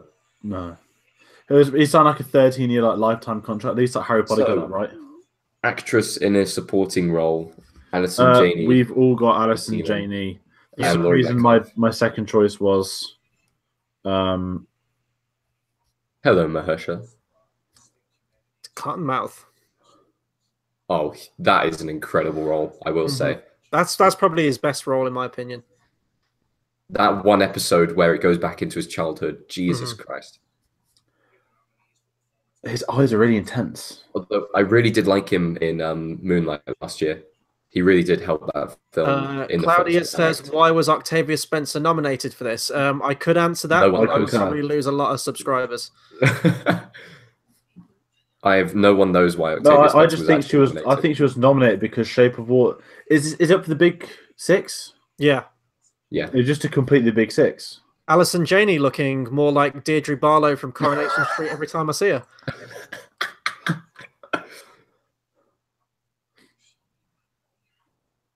She's just scary, nothing like in real life. Like I know, that's the point, but like you'd expect something, but she's just not there. That's like a testament to it. And then you see her in real life, and you're like, "Fucking Christ! I'd rather take the film version." Oh God, Leslie Manville. Well, I don't know why she's nominated either, because that's her only good scene.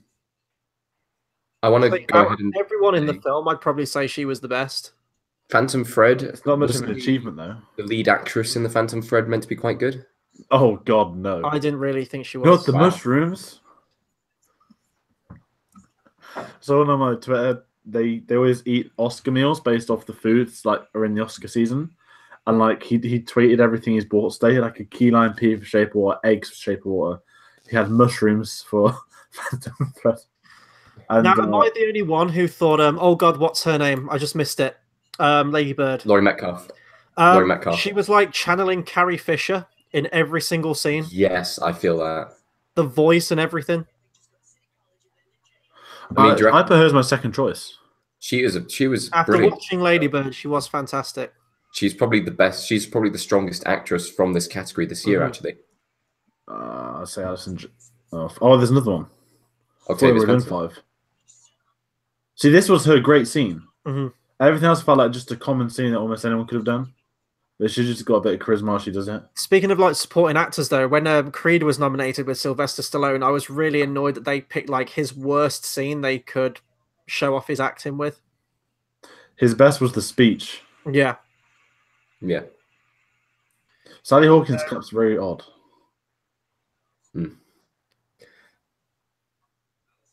Yep. Yeah. Yeah. I think we're all okay with that, though, aren't we? Her winning it. Yeah, we're all okay with that. It's great. I just didn't expect it to disappear. The Hollywood look is strong with this one. Will we be able to see all the emotion emerge from her face? Let's find out. To be fair, in the official red carpet pictures from the BAFTAs, I'm actually in the background of hers. Oh, really? It's really scary. I went on IMDb in the morning and I was there on the homepage. Now that is creepy, right? It's not even like it's blurry, but it's clear blurry. If that makes sense, like it's zoomed in because she's wearing these really weird shoulder pads, so you can see me in them. And we're gonna find it. I'm sending it to you like in the group chat. Hold on.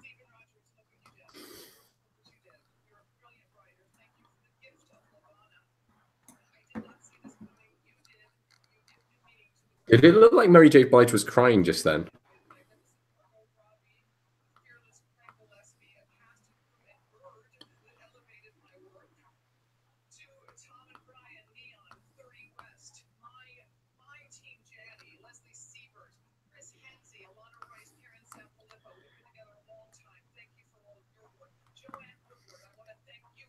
Sorry, we're all just watching this for the time being. Yeah, we are. Yeah. She's listing a lot of names right now. Yeah, she is. Guys, look at the Facebook Messenger. You can see me quite clearly. It was in high res on my iPad as well.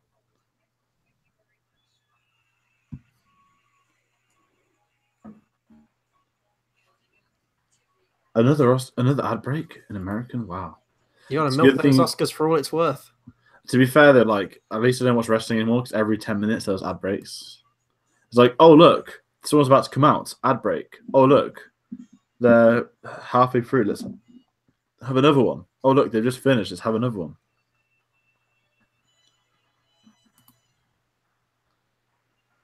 So if anyone wants to see it, I'm assuming this is it. George is somewhere up in this corner over here, I'm assuming. Are you screen sharing it? I'm in it's above her shoulder pad on the left. Yeah, there he is. Mm-hmm. There he is. If anyone can see him. I've got loads more pictures from the red carpet. I'm in a second one. I forgot whose picture that was, though. Give me a minute. I'll find out. The BAFTAs were good fun. Oh, Hans Zimmer just tweeted a picture of him at the Oscars. What hero? Brinsley's just put who won Best Supporting Actress. It was Alison Janney. I feel like every time we mention her name, we have to say her surname at least twice with a different pronunciation. There is a god-awful amount of Walmart adverts right now.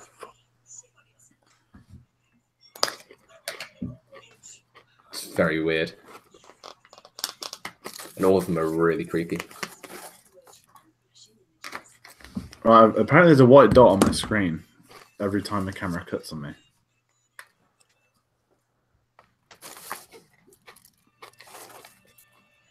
Boom. No tears, William. People, the crisps that come in a can are now opened. Are we having to avoid like product placement names? Yes. They look a bit like this, funnily enough. If anyone These is are very interested. delicious right now. The flakes that are frosted.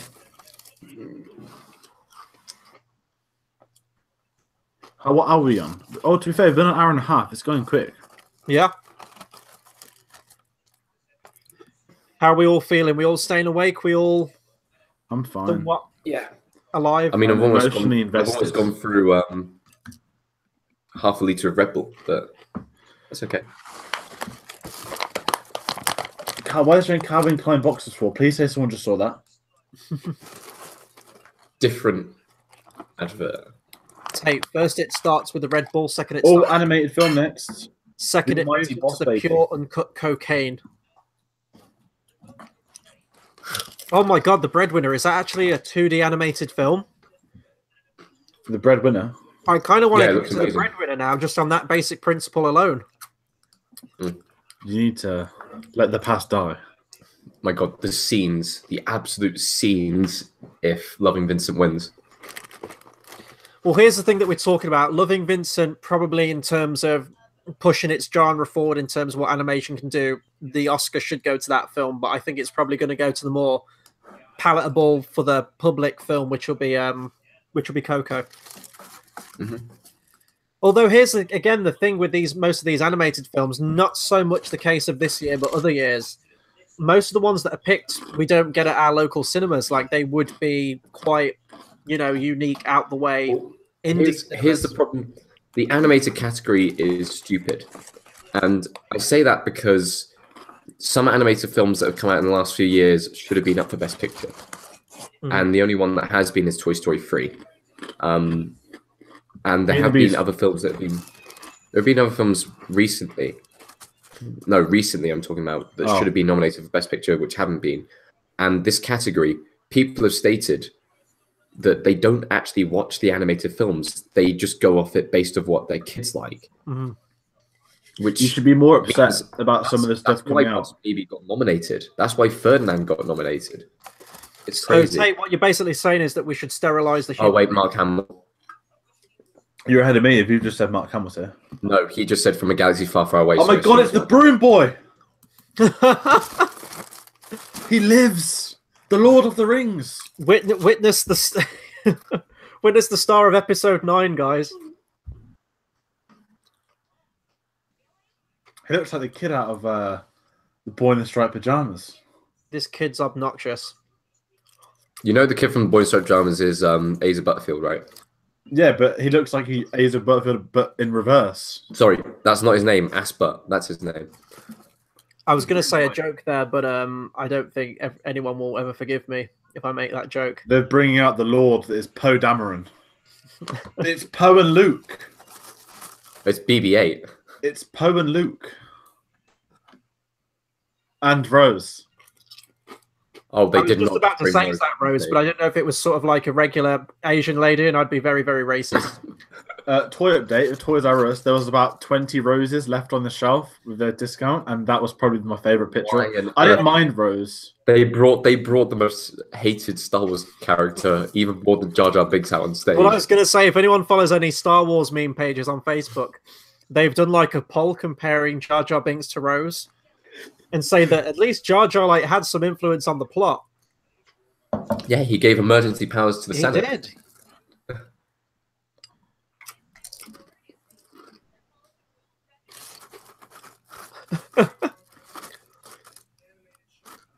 Brinsley, I think The Last Jedi should have ended with Broom Kid getting shot for having the Rebel Ring.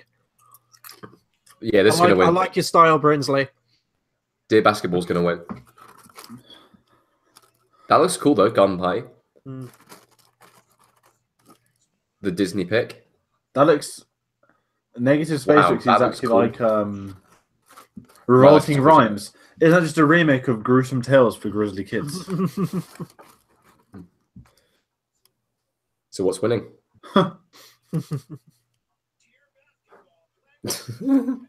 Yes. What did we have for that? Dear Basketball. Yes. Did I have Kobe that? Bryant. You had it. Guys, Kobe Bryant's just won an Oscar. Kobe Bryant has just won an Oscar. Let's put that. I know into you like your here. American sports, but I've never really known basketball. Let's put that into perspective here. A basketball player. So when will Shaquille O'Neal get his? Maybe if they make Steel 2? That is really nice animation, though. I quite like it. Did you like Mark Hamill's La La Land joke? Let's suppose he's the only person who can get away with saying that. That kind of looked like the animation from Aha's music video to Take On Me. Is he the tallest man to ever win an Oscar? Probably.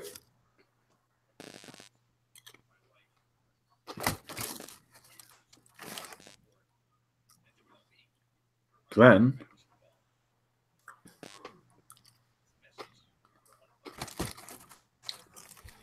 I will say it's going to be very interesting in the morning because one of the people in my house, his nickname is Kobe. So, Oscar winner Kobe from now on. Okay, so let's name all the people who got an Oscar award or hasn't won an Oscar award yet, but Kobe Bryant has won an Oscar award. So technically, Gary Oldman has still not won an Oscar award. Silence. Before Kobe Bryant has won an Oscar award. Hey, I'm just hoping this opens the doors to more. Did Alfred Hitchcock not win one either? I'm not quite sure, actually. Kubrick didn't win one. I think he won a posthumous one. Hmm. So does this mean Michael Jordan has a chance for Space Jam 2? Well, no, because Space Jam 2 is starring Kobe Bryant. Oh, they're staying. Oh, is it? Oh, gutted. So that's good. That's going to be a second Oscar win for Kobe Bryant. Look how happy Mark is to be. He's getting his Hollywood Star of Fame soon. What's the next category? It's going to be documentary short. It'll be animated, won't it? So is that actually Mark Hamill there tonight, or is that like an astral projection of himself from like... oh, go on, the boss, baby. Island? Go on, we're going to get the Zimmer treble. Okay, animated feature. Breadwinner looks really beautiful, actually. Coco, look at them cheers. Coco's going to win, people. The fact that Ferdinand is nominated is just an absolute joke. Oh, my eyes. They hurt. Nah, it looks so cool. It should be. Oh, let's hope for Loving Vincent. Let's hope for Loving Vincent. But we all know Coco's winning it. Oh, go on, Poe Dameron. Fucking Donald Coco. Trump is furious. Chella, do you agree with that? Loving Vincent should have won the Oscar. Look at that Mexican music. I wonder if we'll ever get to see the votes from the Academy. Like, I enjoyed Coco. I enjoyed it. It was a good film, but I don't think it was all that. I don't think it was Oscar worthy in that way. Not compared to Loving Vincent, but hey, that's just me.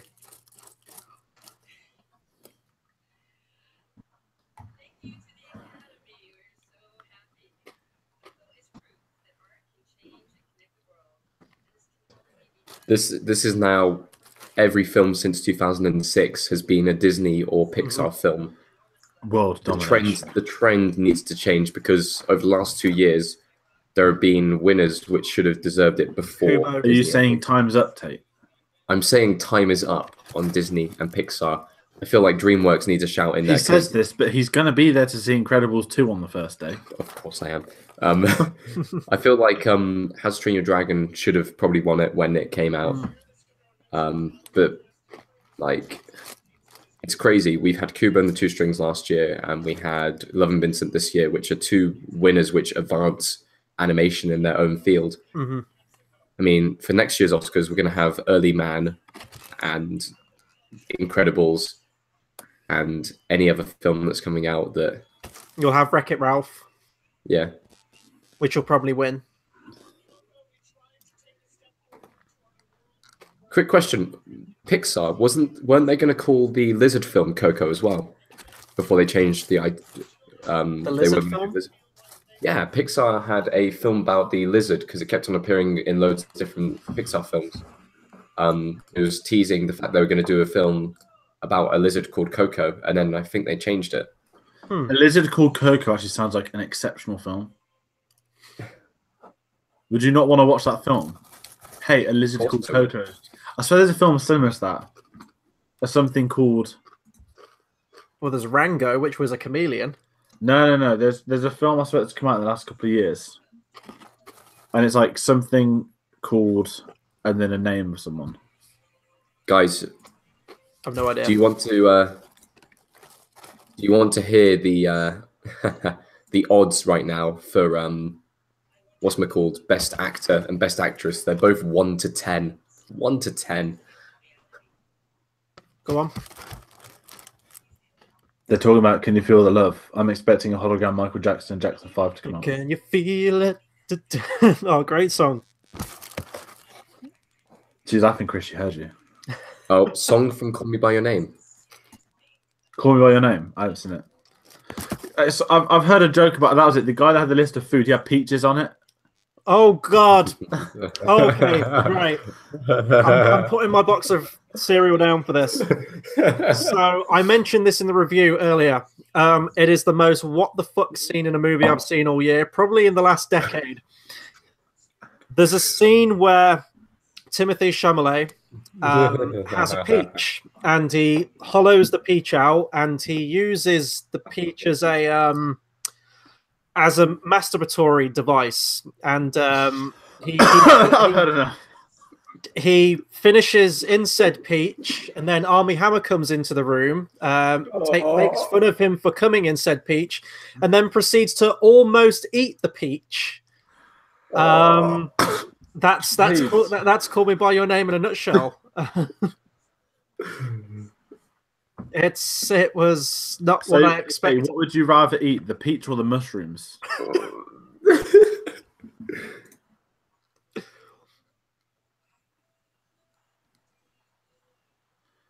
So the other guy that won for Kobe Bryant is also a very famous Disney animator called Glenn Keane.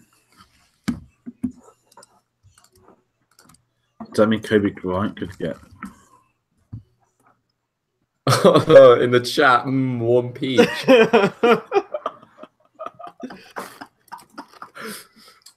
is that going to be a new kind of phrase for being gay, eating peaches? We have a new person in the chat, William Dews, has put, is Tommy Wiseau up for Best Actor? Well, I don't know, but George, you've met him. I have met... And hopefully we'll all be meeting him in September if we go along to the Room screening. I may go to it if it's happening. It was like it's the 50th anniversary of The Room, so went down to London and saw it.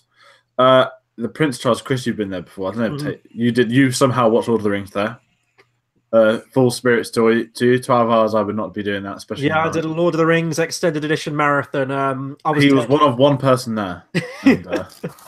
And anyway, so they did a showing of The Room. I've never met something so insane. Just hundreds of people screaming at a film. Like, I've seen clips. I've seen the Disaster Artist, but I hadn't actually seen The Room properly yet. Can we just point out that I'm pretty sure that James Franco would have been nominated instead of nominated for Best Actor if there wasn't the allegations. We all kind of agreed that there was someone that was going to be up for awards was going to get some kind of allegation. I just want to point out, like, I completely don't agree with all of the cases that have been coming forward. It's a horrific thing that, like, Hollywood needs to address and needs to be talked about. But at the same time, you cannot deny an acting performance if it's done well, before or after the allegations is done. So I don't care what on earth he did, whether he murdered someone or anything worse than that. He has still put up one of the best acting performances of the year. And even if his career is being tarnished because of an action that he took upon himself, he should still be nominated. And that's quite a controversial thing to say, but I completely think if it's based on acting performances in the year, you should still nominate that person. And last year, Casey Affleck won, even though all these allegations were starting to swirl about. There was more talk about it, and people were still addressing the fact that he had previous cases of whatever he did. I would disagree. I think that he should still be nominated. I feel like it should be based on the acting performance. I know that he did wrong, but he is still one of the best acting performances of the year and should be still recognised for that. But it puts a sham on the entirety of the Time's Up and everything that they're standing for and striving forward to this year. And it's a weird one. But it's like Kevin Spacey then. Should they have not reshot All the Money in the World? Yeah. Well, it's one of those... It's weird. I get what you mean with Franco. So, the thing is, I wasn't surprised, right? Yeah. But what he did, he didn't do anything illegal. But what he did is very immoral. But in terms of an acting, like casting extras from the uni that he was lecturing and just getting them for nude scenes, like with no day's notice, you tell them we're changing the script, you're doing a nude scene. When it's stuff like that, it's a bit more different. But maybe he was getting into character for the part of Tommy Wiseau, because didn't he do the same? Yeah. Apparently, Johnny Depp was originally one of the favourites to play Tommy Wiseau. And then when James Franco auditioned, like, they gave it to him straight away. I think Johnny Depp's a bit too old. Yeah. But I would have been very intrigued to have seen how he did it. If he put on a performance like the last good performance he's done since the first Pirates film, which he did in Black Mass, then it would be a very good film. But one of my favourite Johnny Depp performances is actually from another Tim Burton film, Edward. If anyone hasn't checked that film out, I'd really recommend that. Well, they had a clip from it earlier in the montage. They did. It was oh god, I forgot the name of the actor. He plays the part of Bela Lugosi in the film. He's fantastic. Yes.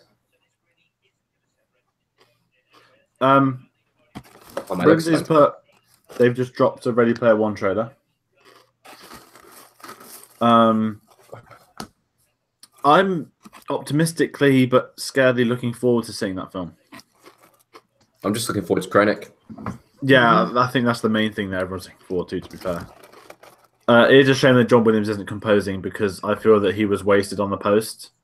Whereas if he'd have composed Ready Player One, it could have been a bit more interesting. They had very similar like production time to Last Jedi, so I could kind of understand why he didn't. Yeah. Okay, I'm going to stand up for a second because I've got to go stretch my legs. Okay. Tables. Right, I think we've got best visuals next and then best editing. Well, me and you both want War for the Planet of the Apes. It should win. If anything, it should be like, you've done the 3 films now, your trilogy is finished, here's your Oscar. Kind of what they did with Lord of the Rings, with Return of the King. Except it somehow won all of them. Yeah. I think quite rightly so. But it's mental when you think that Harry Potter never won a single Oscar, right? Ever. In 8 films. No, Harry Potter never won an Oscar. I mean, Harry Potter's And then- good and everything, wait but for it ain't it. no Lord of the Rings. And then Fantastic Beasts won like the only Oscar he was nominated for.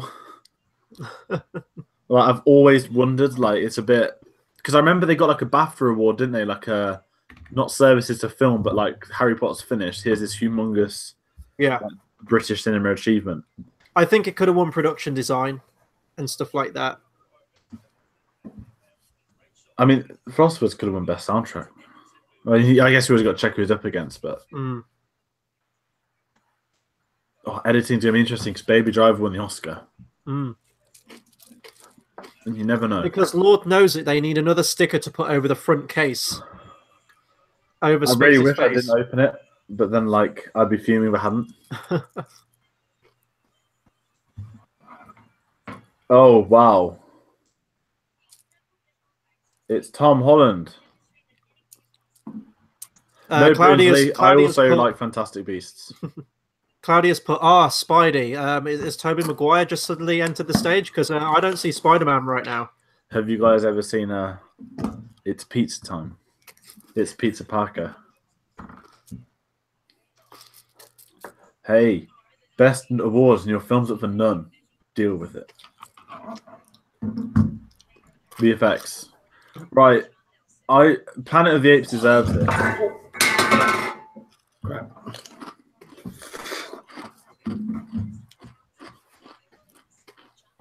True story. I've met that Christopher Townsend who did the VFX one, Planet of the Apes. He went to the university that I went to, but obviously he's like 30 years older. He did like a guest lecture and I was stuck into it. Oh, go on, my boy. Hold on, so that hyperspace shot though. It has to be apes. Like apes. when I look at apes, I see real apes. It's ridiculous. Come on. Here we go.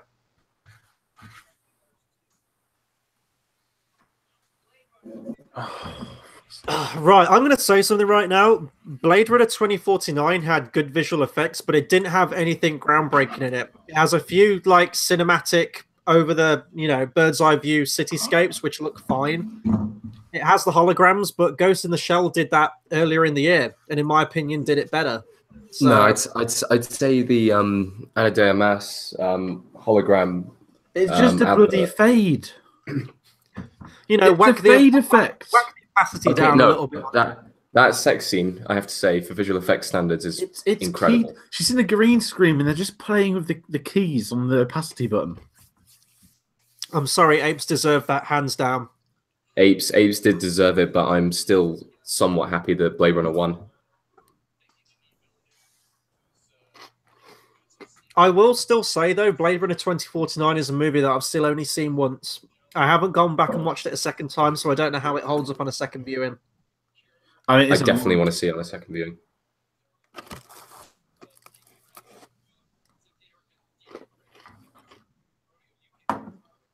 I'm still like 2 seconds behind. I'm tempted to reload my stream. I will not suffer this. They need to come back with a 4th Apes movie, and then it will win the Oscar. Unless Andy Serkis is going to direct a 4th film. Yeah. I'm currently reloading my stream. So.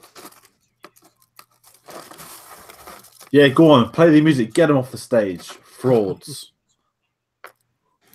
Can they hear the music playing? Yeah, this is more of a get off.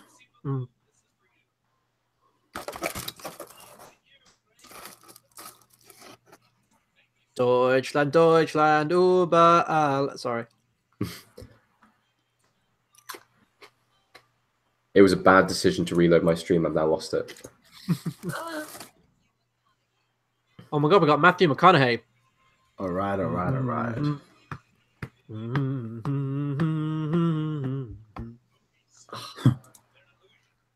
It's where he pours after every 3 birds. See, when Tate sees Matthew McConaughey, he just hears the words of Beetle. Right? All right. All right.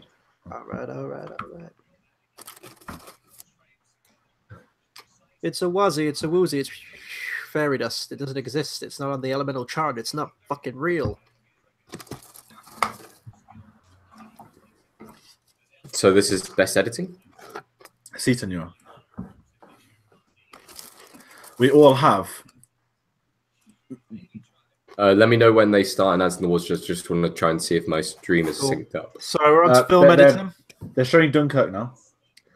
This deserves it, man. They edited 3 narratives into 1. I Tonya, get off. So I'm on Baby Look Driver at that right spinning siege ice, the Tasmanian Devil. now. I'm assuming I'm about half a minute behind. Right, about a I minute can't. behind. If Dunkirk wins, I cannot apologise. I'm aware of that. I'm going to try a different link. I'm scared that Baby Driver's going to win. It's got great editing, but it's not on Dunkirk's level. Yes! There we go. Chris, that was your second choice. You lose. You win nothing. Goodbye. Oh, did I win that? Did you just quote Willy Wonka and the Chocolate Factory at me? Yes, I did. Tate, we both won, my friend. Nice. Oh, I'm really disappointed that Baby Driver got no love this year. It won a BAFTA, okay? Pipe down. Oh, the music. If Zimmer wins, that I might cry too. He's on me. I'm on him. I love the fact in real life Tom Hardy is just like just a proper Londoner, like not Cockney, but that rough London voice. And then like he's like Jeffrey, the RAF pilot. Like fuel. He did deserve it. Lord Nolan. I can't find a link which is in time. This is horrible. You should just refresh the other one. That's what I'm going. I'm going back to my original stream because that was. So at the moment it's on Nolan. Just let me know when they stop presenting the awards, so I'll know how far behind I am. Lee's still talking.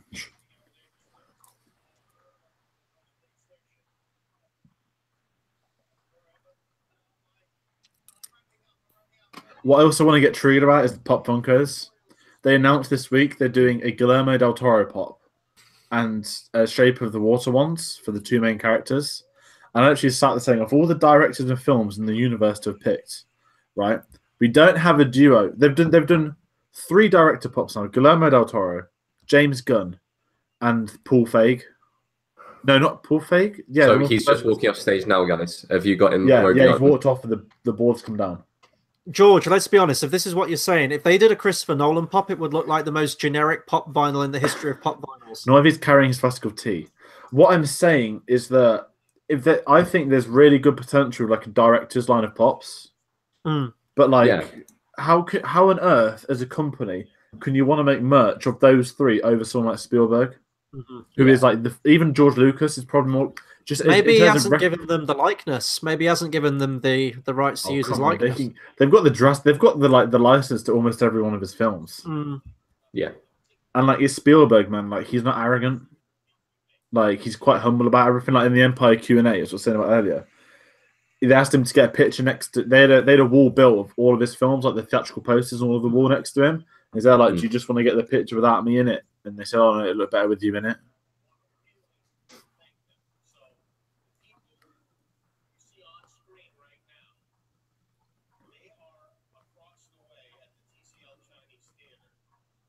What on earth is that? God, it looks like one of the fucking viral adverts for a new Paranormal Activity movie. It does. Where are they? A theatre across the road.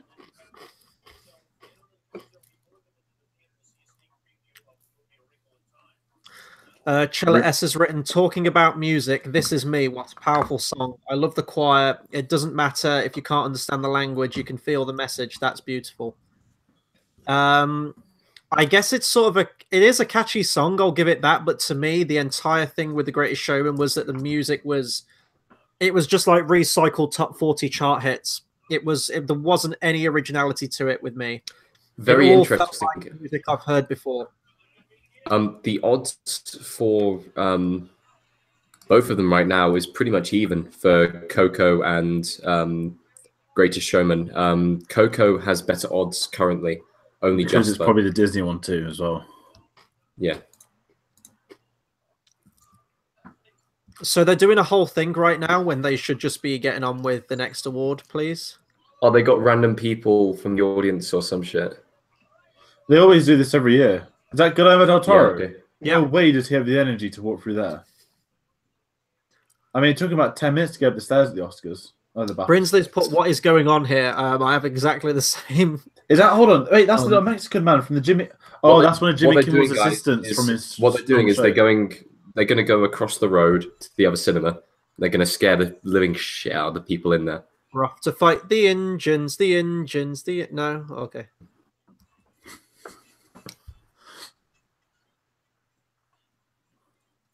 What? And we're back to another ad break. Yeah, of course.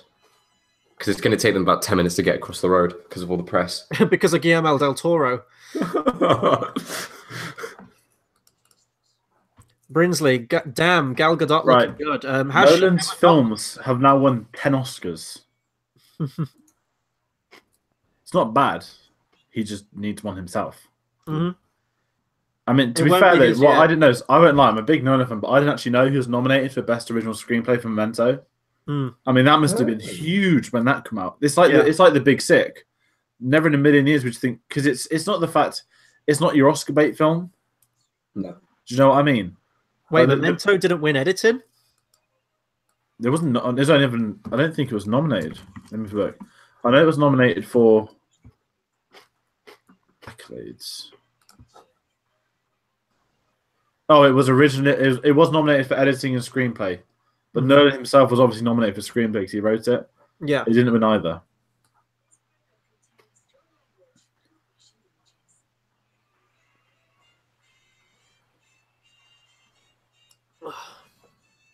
It's very intriguing. So I think with Nolan, like, obviously everyone knows I'm biased, but yeah, with me, to get a director to be really interested, I feel that you need three good films in a row. Mm-hmm. Yeah, and like I think not going with the hype, but Ryan Coogler. I mean, we've reviewed his films before, way before Black Panther was even announced it was going to be on film. And like he's someone that you want to look at. Where he's got Duncan Jones. I haven't seen all of his films, but judging off everyone else, I'm intrigued to see Mute. But he had 2 in a row. He had Source Code, Moon, then Source Code, and then Warcraft, which was probably one of the worst films he could have picked to do as a young director. You know, like a 200 million online. I've already seen Brinsley's question.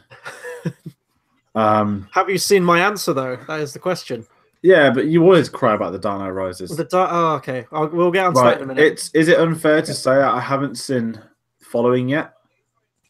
Or Insomnia, so I can't give an actual answer. I haven't seen Insomnia. But then I don't want to say he's got a worse film because his worst film is probably still one I'd watch over 90% of other people. Mm-hmm. Yeah. I will answer that question. I know it wasn't directed to me. Dark Knight Rises.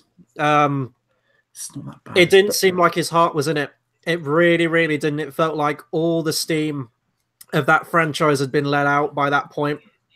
Like plot holes, just exposition, cut to next scene. It didn't really seem like it was developing any scenes from it.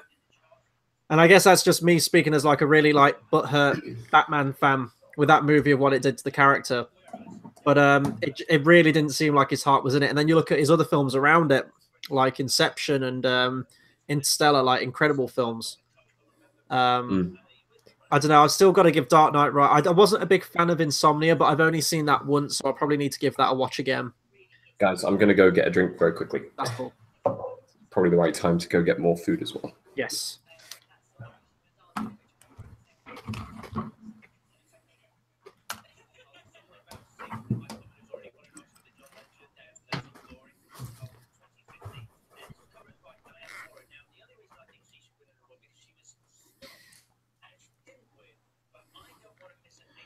I really hate the ad breaks now. Sorry, I'm just replying to a message.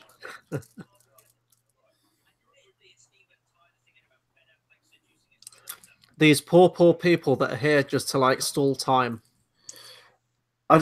I would rather be there at this time. One day it'd be amazing to see the Oscars. Mm. But it will never happen. Right, it's so hard to predict next year's film. Just go straight to like November, December time. Well, like I knew Revenant was going to win like a year before it was even out because the day they announced that film, you know.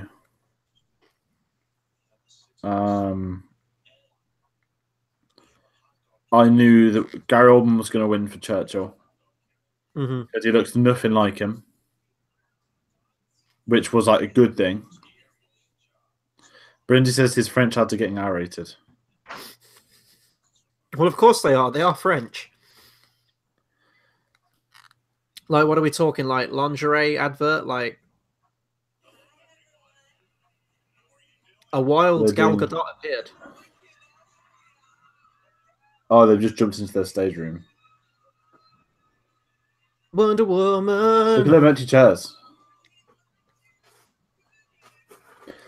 It is a shame seeing like Wonder Woman to then see what happened with Justice League. Yeah, like I think, did you say in your review?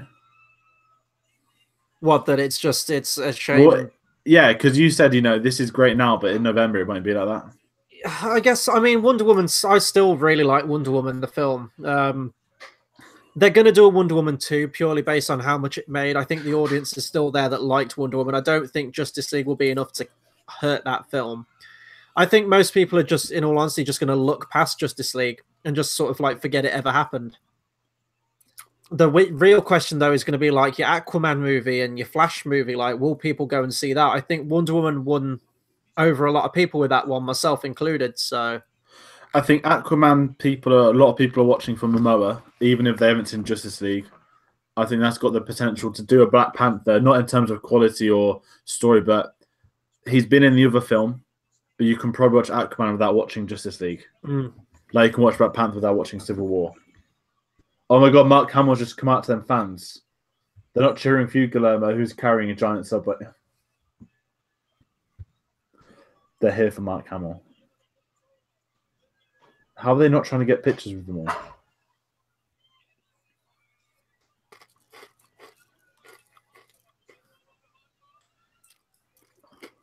This is when Tommy Wiseau comes out. Do you have to pay extra to get Gal Gadot to feed you said hot dog? Or Margot Robbie. Either one. Met her. She was lovely.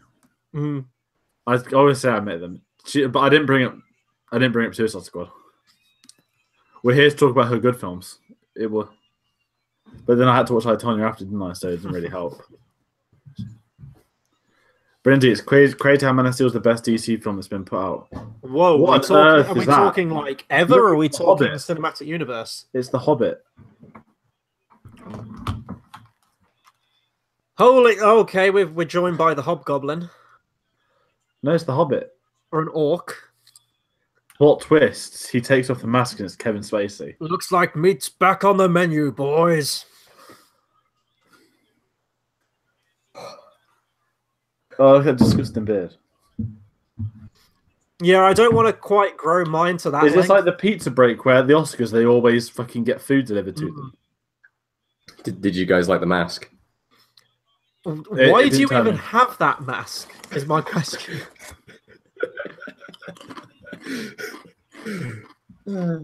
Basically, it's a Krampus mask for the Austrian tradition of Krampus. And what Krampus is. Oh, okay.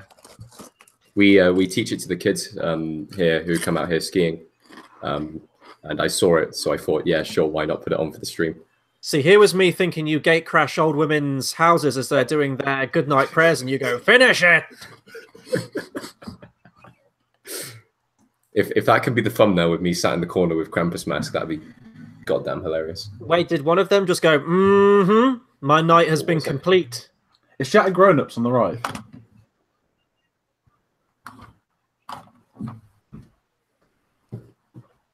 Oh, Brinsley just meant the new DCEU films. I still think Wonder Woman is a much, much, much better movie than Man of Steel.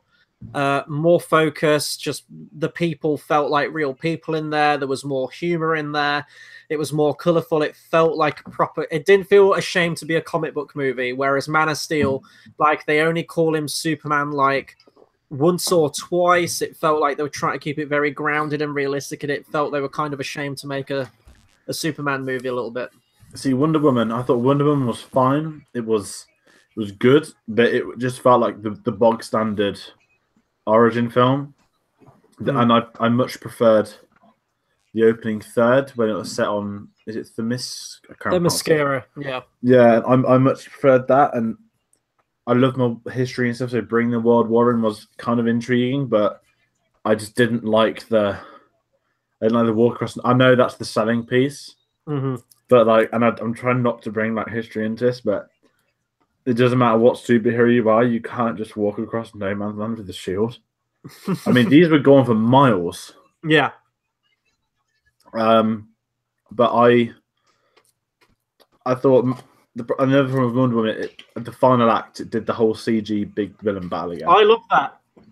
Because it felt like David a Saturday morning cartoon. If that wasn't in the movie, I'd have been so disappointed.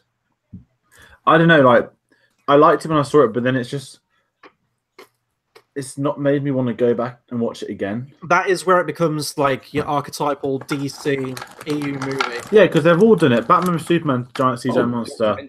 Man of Steel with Zod. Man of Steel, at least it was Michael Shannon. In some shots, and then it was CGI in some other ones. Especially the suit. The suit was CGI. Yeah, but the come on, man, that suit looks amazing.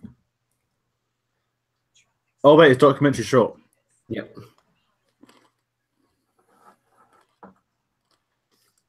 What did everyone put down for this, George? So I've got Heroin. I've got Eddie and Edith. You've both got Eddie and Edith and Traffic Jam. Right. In that order? Mm-hmm. Good.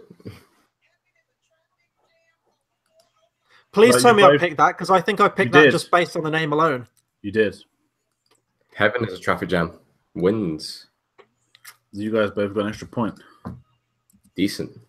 Do we have a points total at the moment? In third place is Chris with 28. Second place, George with 32. First place, Tate with 36. I think Tate's got this in the bag now. No, because Best Picture, I'm not going to win.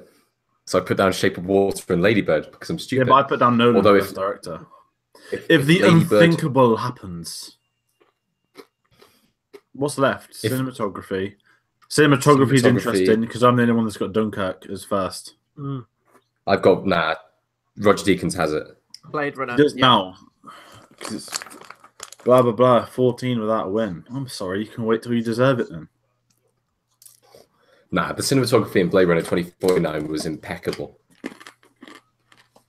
Ooh, baby, do you know what that's worth? An IMAX camera strapped to a 1939 Spitfire being flown over oceans compared to a CGI studio.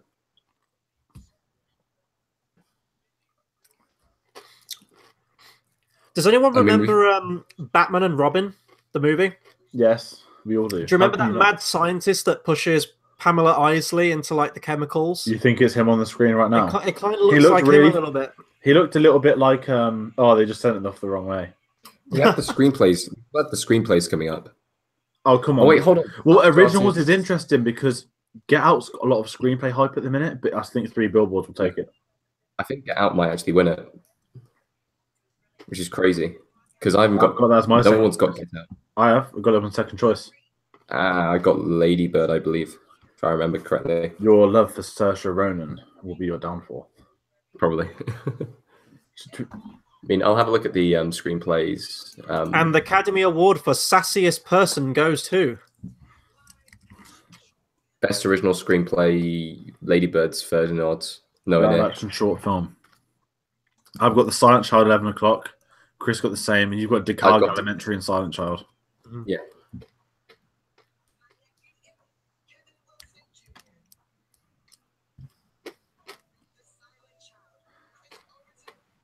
That's based off real life, isn't it, as well? Kind of. The Silent Child's actually from Swindon, from where I'm from. Yeah, it was on BBC News when they got nominated, wasn't it? Here we go. Yeah. Tell me what wins it. Silent Child. Wow. Oh, Tate, that was your second choice. It's me and No Chris's way. first. This is where Wow. we claw it At back. least it's a win for your hometown. That is a win for my hometown. Because there was a screening of it. Want to know the leaderboard update? Guy rocking the man bun. Chris Yeah, sure. 31, George 35, Tate 37. Now it gets interesting. So now it gets interesting. All it is one swing either side. Yeah. I mean, score's still there. And best song, because I went for Remember Me over This Is Me.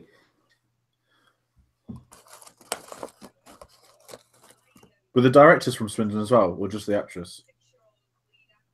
The actual Silent Child is from Swindon. She's done it in sign language as well. She sounds like she's from hands Swindon. aren't shaking. She's doing sign language, isn't she? Oh. Yeah. But no, my mum actually went to a early screening of it in Swindon, and they raised enough money to send her to the actual Oscars, which was really cool.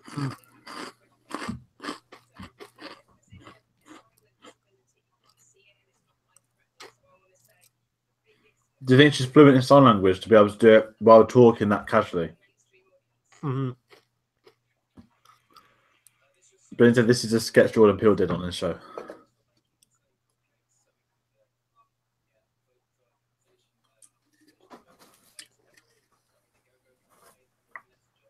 So Swindon, Jesus Christ. It's the man bun. You ask people are like, what on earth is this? They're doing the music. Adios. Please leave the stage. In British manner. She's there like, let's go, mate. They got that second Oscar to him pretty quickly. Yep. If you hear this music, get off the stage. Basically.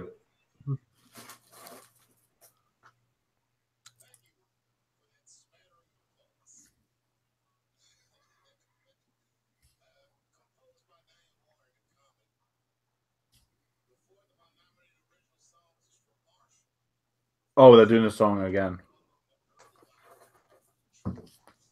Actor, I mean, we've all got that in the bag.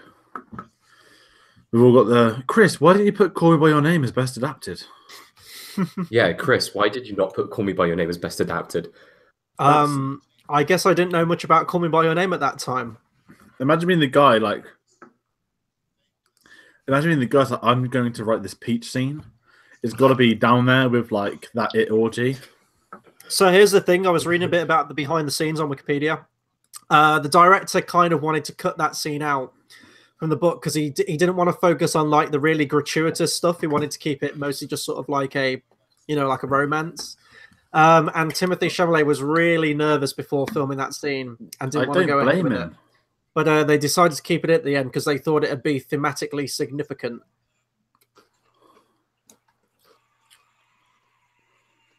Is that Chappelle?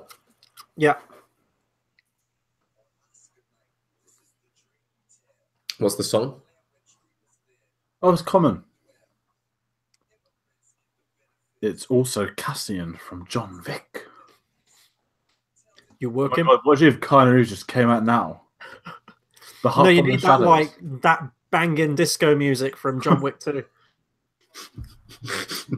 You working? Yeah.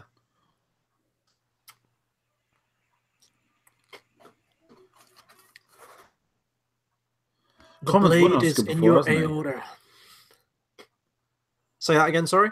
Common's won an Oscar, hasn't he? For I think Selma.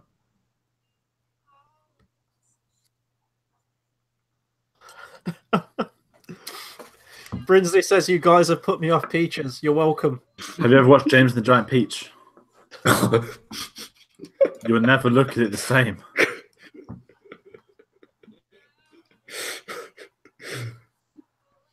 They're renaming the film James Discovers Manhood.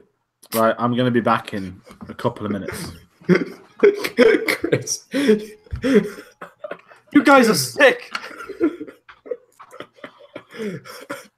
That's completely ruined. Well, at least it was Anything a to do peach with and not a kumquat.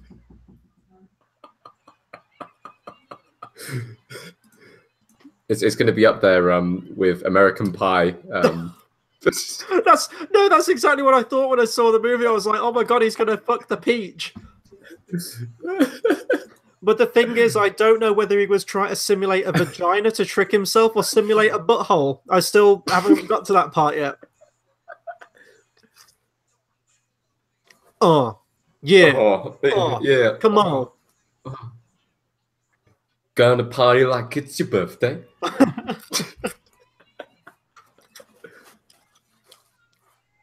She's a brick house. She's mighty, mighty. She's letting it all hang out.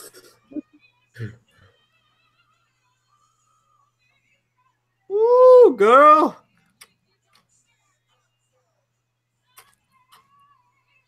Decent song, actually. I It's such a feel shame like that the song category always goes down to whichever is the most popular, not the best voice. I feel Common feels really inadequate in this song because the woman can really sing, and he's just there like, oh yeah, we gotta stand together in unity. Oh yeah, oh come on, stand up, rise up, all rise, all rise. 2 for the money and the free ride. It's 2 for the okay. She killed it and he murdered it. Yeah. Together with their powers combined.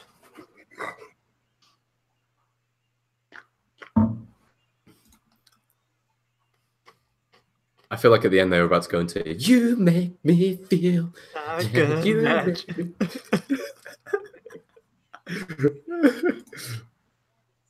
Everyone just kind of awkwardly looking at cameras and clapping.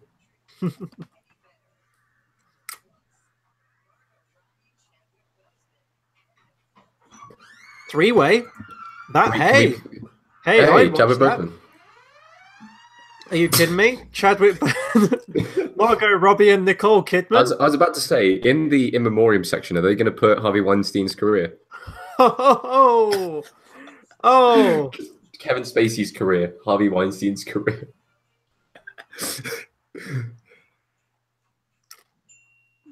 An Oscar nomination for James Franco.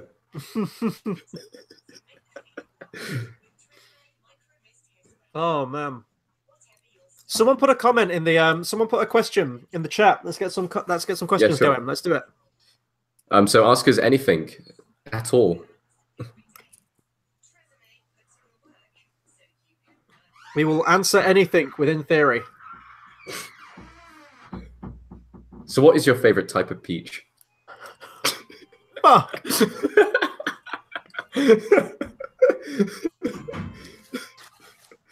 Personal favorite of mine is squashed peaches.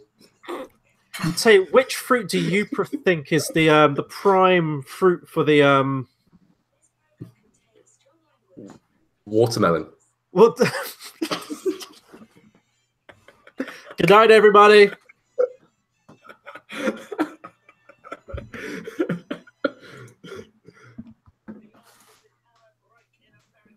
Now I'm watching fridge adverts. Yay.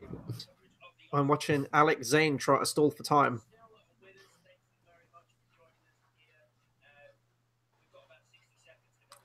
I'm pretty sure if we did a highlight reel of this year's Oscar stream, it'd just be peach jokes and calling Shape of Water different names. So it looks like we're going to be moving on to Best Adapted Screenplay, Logan. Is that one of the... I think I mentioned this in our predictions video. Is that one of the only comic book movies to ever be nominated for an Academy Award? No, because The Dark Knight won. No, I don't think that was nominated for anything. As in screenplay-wise, no. But I thought we were talking just Heath Ledger performance, wasn't it? And then that was it. There's been very, very few, I think.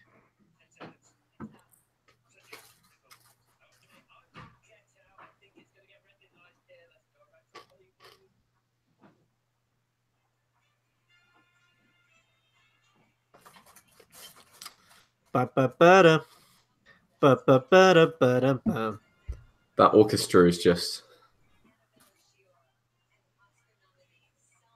Hello, nurse. Sorry. Sorry, that's the natural response that just comes out of me whenever I see Selma Hayek. Like, just...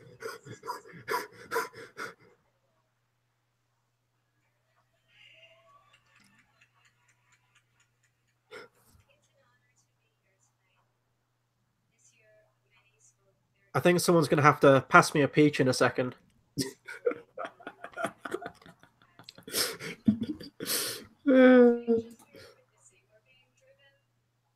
I'm sorry they're talking about changes in Hollywood and I'm being incredibly misogynistic right now. Brinsley in there. I want to thank my plastic surgeons. Oh, man. Hey, Salma Hayek is all natural. She's all woman.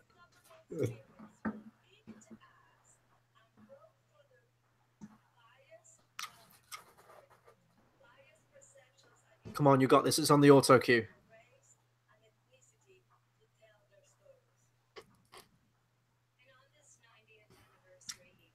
This is the shittiest remake of The Witches of Eastwick I've ever seen. Don't you mean Roald Dahl's The Witches? Oh, about...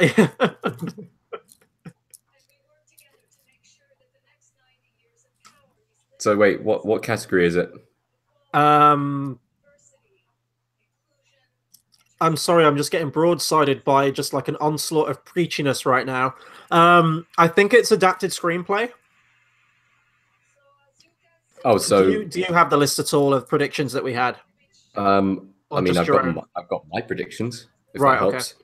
Okay. So I got Call Me by Your Name, and so does George, because we all know it's going to win, and you put something down completely different. I think I had Logan down as my. I don't know if I put Logan as my number 1 or second, but wait, we're doing a Me Too montage at the moment. Okay. Look, we completely understand the point of it, and we. Oh, so it's any form of prejudice. Hashtag Mewtwo.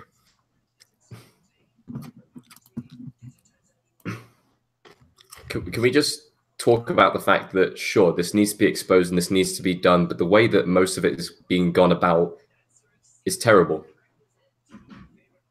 It's really bad. It's just exploiting the news and running off it. Because you have some people like Aziz Ansari who have been accused because they went on a shitty date and the woman didn't enjoy their date, and that's what have I missed? At the moment, Me Too and diversity, and I'm talking about them going about it the completely wrong way. Oh, they were talking about it, not you. Or both? Everyone's talking about it. Oh my God, Gina Davis! I haven't seen you in a movie since Stuart Little 2. Actually, someone pointed out the other day, Stuart Little might be one of the most insane movies ever. Imagine being an orphan staying in that place and hoping to get picked one day by anyone, and then they pick a mouse. They pick a mouse. That kid's got to be so depressed. Wasn't he like the basketball kid? What else was the kid from Stuart Little in? I remember he was in the Little Vampire. Oh God, what was it called? So if it has little in the title, he's in the film. Jonathan Lipnicki, I think his name was, if I remember. Oh God, I can't remember. The Little Vampire. Stuart Little 1 and 2. Shape of Water with its artist call out scene. Sorry, 1 fish, 2 fish, red, blue fish, and its call out to the artist. Prince, we have not been talking about peaches for the last 20 minutes, okay? I think you're way off base on that one, mate. It's been about 15, but like... I'm running out of fish films. Wonder Woman. I cried at Wonder Woman because she was just so, like, powerful and, like, an absolute role model. I've never seen, like, a female superhero before in my life before that point. Mm-hmm. I'd say Black Panther is a very good film in terms of not looking at race, but also like women, like the female character. I enjoyed Get Out. So I think you'd really like Black Panther when you see it.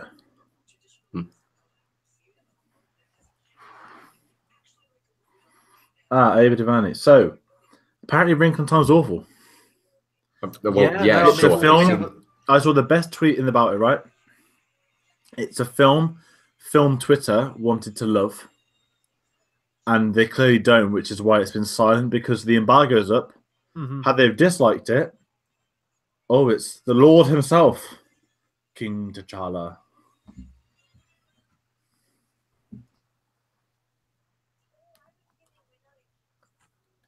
I have to say, every time she talks with her normal, regular Australian accent, it always catches me off guard a little. The same with him and his American accent. Mm.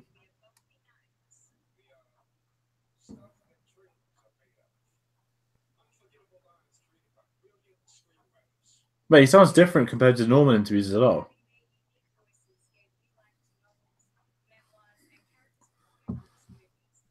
Oh, adapted. Adapted. Adapted. I'm so happy that Logan's nominated. I know it won't win. George, what did I have for this? I think I picked Logan, didn't I, as either my first or second? You have Molly's Game and then Logan. Right.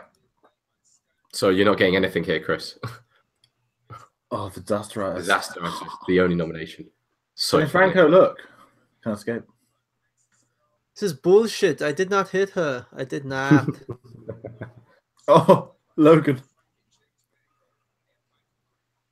Even if it doesn't win, it's a terrific achievement that it was even nominated in the first place. Although Sir Patrick Stewart should have been nominated for Best Supporting. Molly's Game, great film. Very good debut, apparently, from Matt Harris.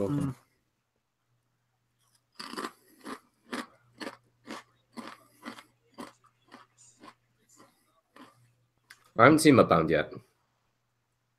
And the Oscar goes to... It'll be Call You By Name.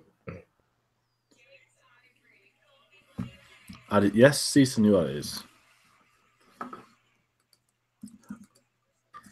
Chella S has written, So- I feel that this can be called the Women's Year in the Academy, so maybe the director category goes to Greta.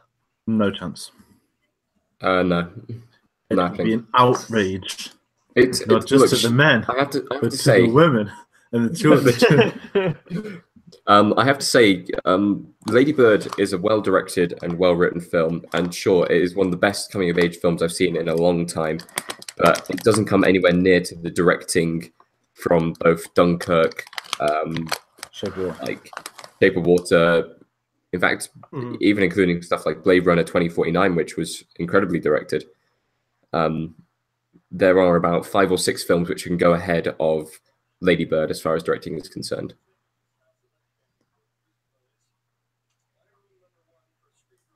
Imagine if they started playing the music immediately. The goddamn Peach film won.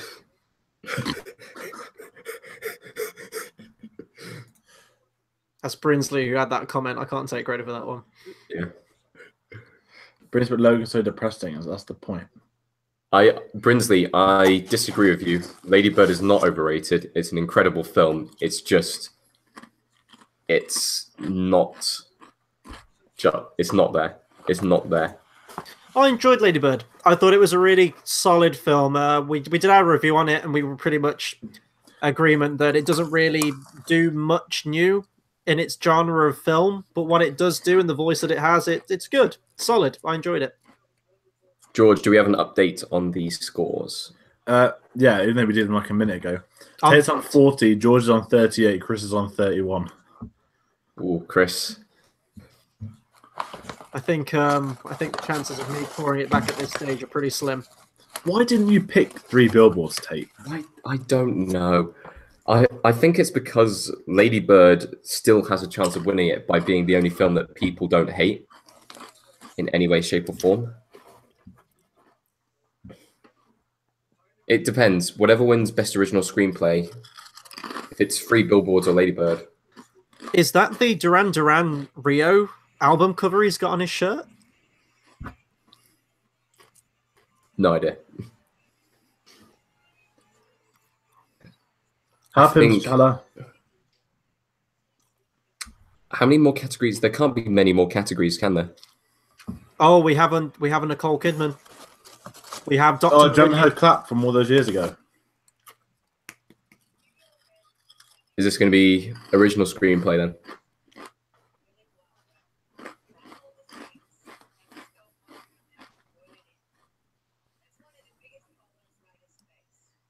Yeah, I think so.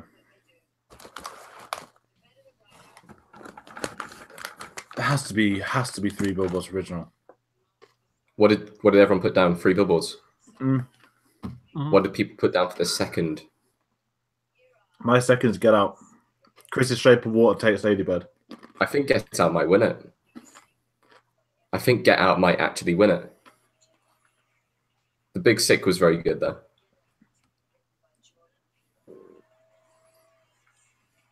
Oh, the meme.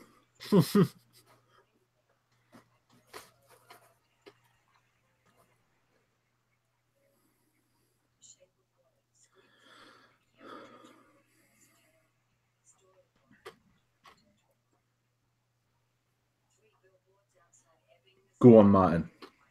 He should have been nominated for Best Director. I don't care what people say.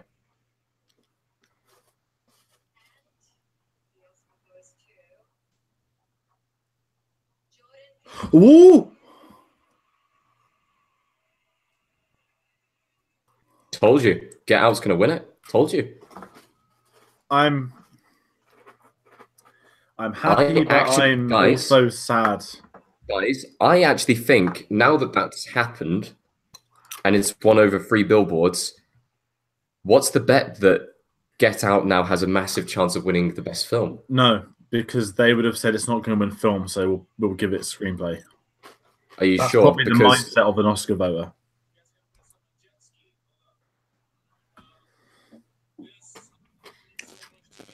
Entertaining film, decent screenplay, but better than 3 Billboards?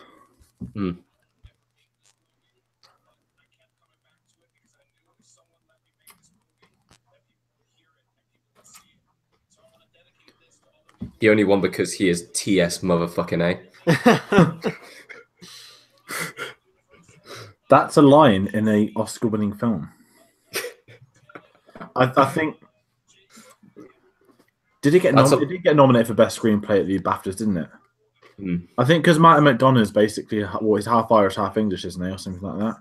You feel that there's that British bias on BAFTA and that the American bias of this. Yeah, this is very interesting now. I love the fact that he started off in comedy. Yeah. And now he's probably got... Well, here's the thing, George. Key and Peele is still on. It's actually on TV right now in America. New series. He still does it.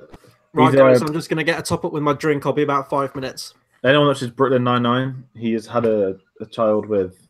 it's Chelsea. Yeah, it's Chelsea Presley, isn't it? Yeah. Who's Gina in it? Well, I don't really comment on fashion, but I'm not quite sure what Nicole Kidman's meant to be wearing.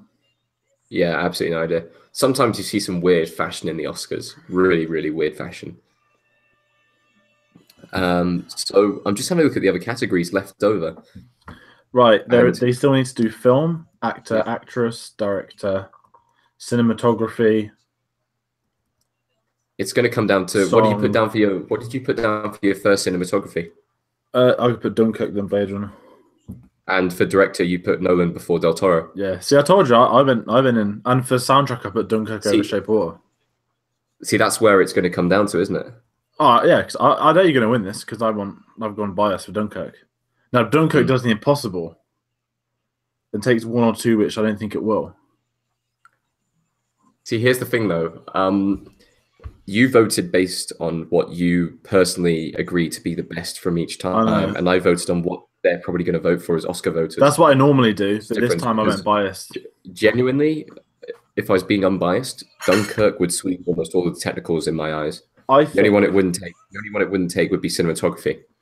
I genuinely think, and I'll say this, I think I said on a couple of our reviews, they offered Nolan to release it in the November slot the Justice League had, and he said no.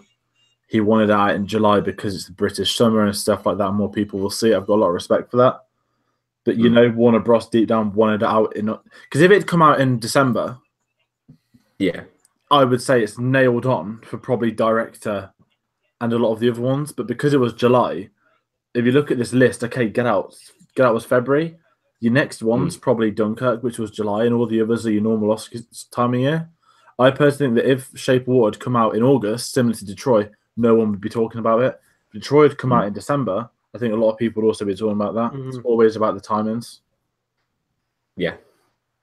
Well, I mean, if you're looking at like all like the whole political thing with the Oscars and like that speech they just had in the montage of diversity and everything like that, like not Dunkirk, Detroit is that movie. That is like quintessentially everything that it's about, like the inequality of stuff.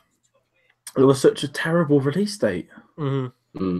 What went through their heads to put it out then, and then to not even bother? Because Will Porter, I think, probably would have won. He would have won over He was Sam terrifying. Rockwell. Mm. One of the most. Yeah.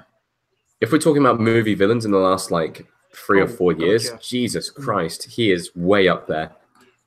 Such an incredible performance, and he won't be recognized for it. Cinematography is next. It is going to be Blade Runner. I really want Dunkirk, but it will be Blade Runner. I've said it again. I really, really hate that poster from Blade Runner 2049. It's the easiest Photoshop poster they could have done for it, especially when you look at the original, the Drew Struzan one, the hand-drawn one. And you said, what's the name of the artist, George, that you linked me to like a week ago? Oh, Paul Shipper. Paul Shipper has a version of the Blade Runner 2049 poster in the style of the original Blade Runner poster. Why they didn't go for that one, I have no idea.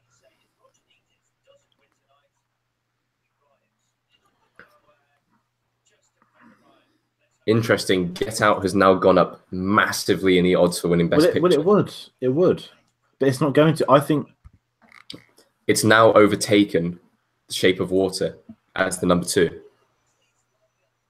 It's still all to play for. There's still all the big categories left. And Lady Bird has dropped down massively, but then it still might win like Crash did.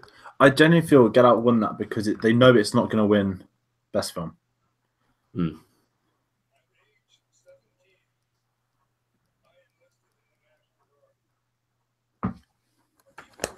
We have the in memoriam section yet? No. They do that just before Best Picture, don't they? They normally do about the halfway point.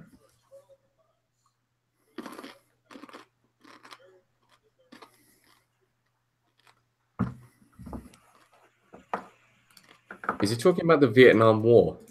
Yeah, he's talking about that he was a veteran. That's useful information.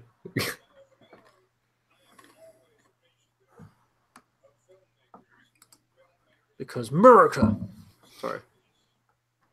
Oh my god, have you seen the so on Reddit a couple of days ago, someone posted up, oh, I found this whole photo of my dad on an army tank in Vietnam. People have been taking the piss out of it.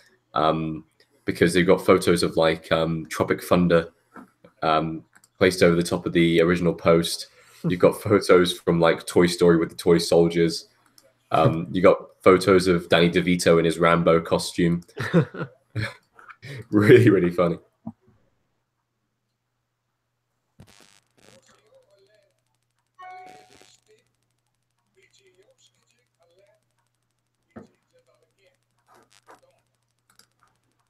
Now, don't get me wrong. I love like the Native American language, but like, can we just get to the?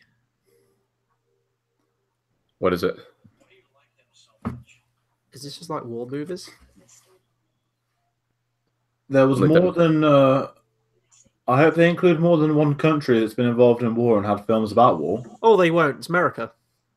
I mean, you can't complain about Saving Private Ryan. Oh my god! Can they please have Team America World Police on there? As one of them. Freedom isn't free. No, because I really want it to be like the Oscars. Do you reckon they'll have Tropic Thunder? Oh, of course they will. I want it to be like the Oscars haven't actually done their research and they put up films about war which don't actually have.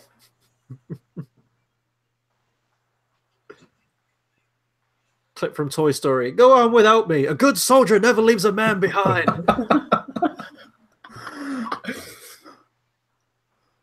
Oh, wow. This is actually really fucking pissed me off. World War, also known as America Only War 2 and 1. Yeah, because America got involved in both wars, but they were totally the reason why the war was won, right? Around the world, but they only use American film, like American war things. Fuck yeah. Fuck off, cunts. They just cut to Nolan. Oh, where's his war film that's just been in that montage? You know, the one that's sort of the best film tonight? We've now got Jimmy Kimmel making jokes about the military, which is the other turnaround. He made a Matt Damon joke.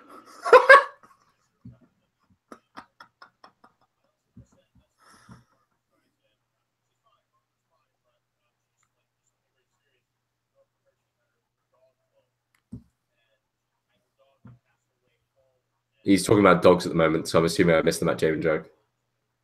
No, he's already done it. I feel like I'm ahead again, maybe, or I'm just No, behind. you're equal. You're equal.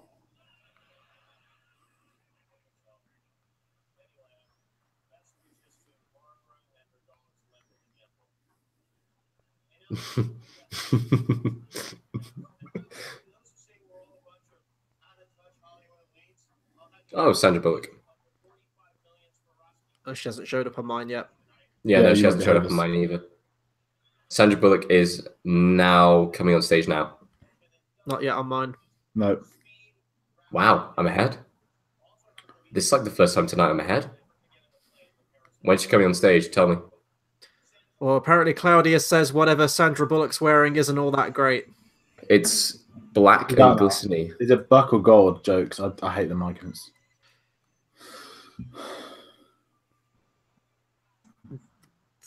There's nothing wrong with that in where I'm standing, but How many Oscars has she won? She won for The Blind Side. Did she win for Erin Brockovich? I'm not sure. Didn't she? She wouldn't have won one for Speed. Nah, I don't think she Or did. Demolition Man, which are the two Sandra Bullock films I immediately go to. And I don't see Miss Congeniality sweeping the board at the Academy Awards anytime soon either. But... oh shit, you alright, Tate? Made me laugh so much that I dropped my headphones. Have they just like turned the lights off on the stage? I need to stretch. Yeah, she wanted the lights dimmed. Oh, you think darkness is your... Okay, so here we go. Roger Deakins is going to win.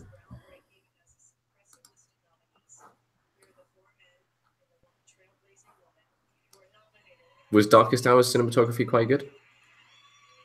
Darkest... Oh, wait, he's going to find out before us. Okay. No, Tate, no. Dunkirk. He's going to get it this time. Tate, you're going to have to wait like a good 10 seconds after the winner's announced. More than that, we're only just on Darkest Hour. You know I'm going to be smiling Now on when Lord it happens, Kirk. though. Shape of Water. Or Shape of Water. Didn't even show a Spitfire shot.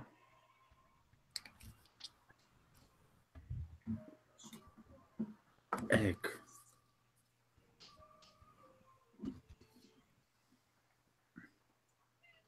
I'm going to stay quiet. To be fair, it is about time. Yeah, it is about time.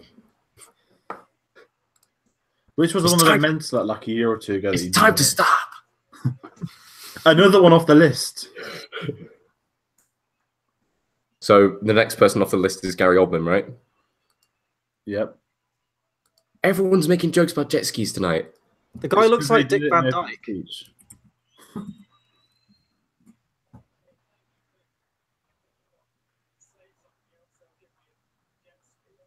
There you go. He just stole that joke, didn't he? He said whatever about his wife.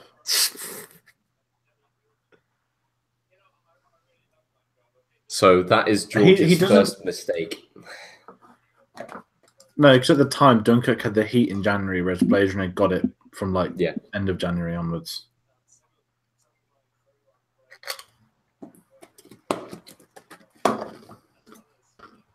He's not your typical Oscar nominated guy, is he? No. I thought he'd be a lot older than what he is. Well, he looks a lot younger if he's older. You know He's what I mean? shorter than I expected.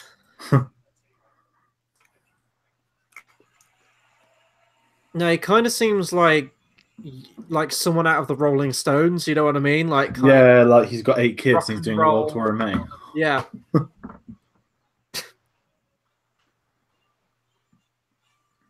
Oh, this is me. No, it's not. That's not you. No, that's the next thing they're doing.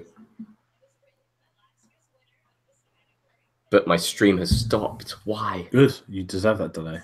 What's left? Best score, best song. I guess they'll be next.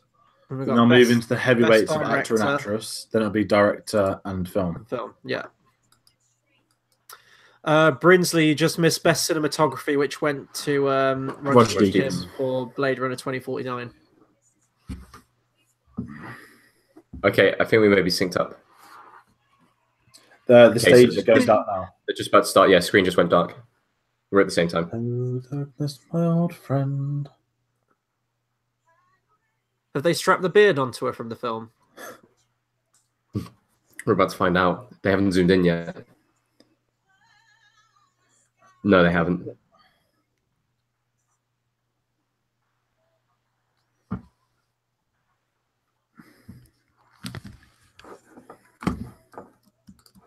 I want to know what 14 Roger Deakins was nominated for.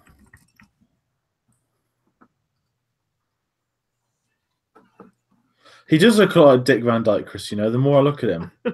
Look at his Wikipedia picture.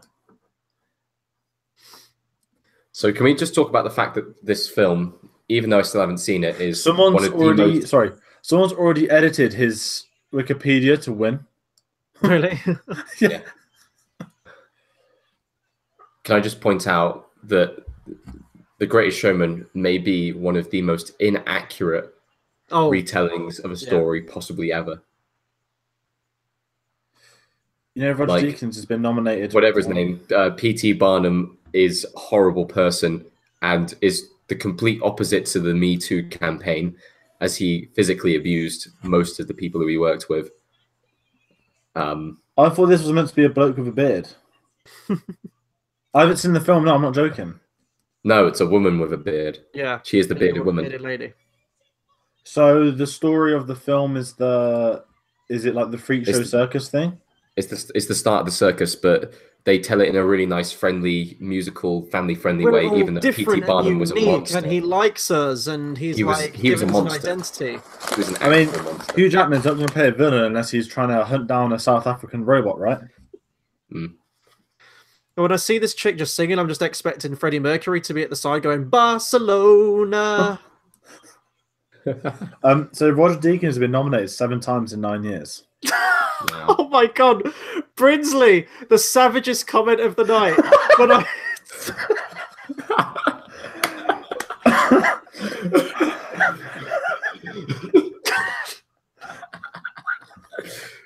Oh my god! I mean, who wants to read it out? Right, for the evil sea song. Who wants to read it out? And I quote Brinsley. I found this is me quoting Brinsley. This isn't my opinion.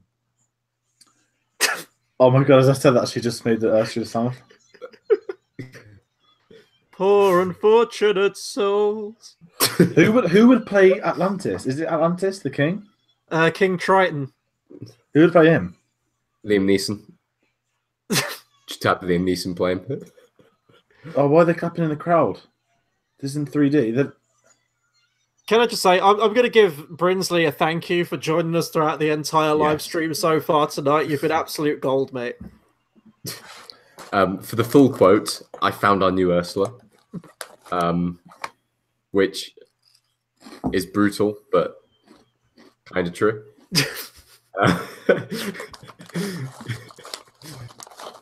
Oh my god, Christopher Walken's coming up next. Everyone prepare your best Christopher Walken impression. Hey, I'm walking here. I can't do it without shouting.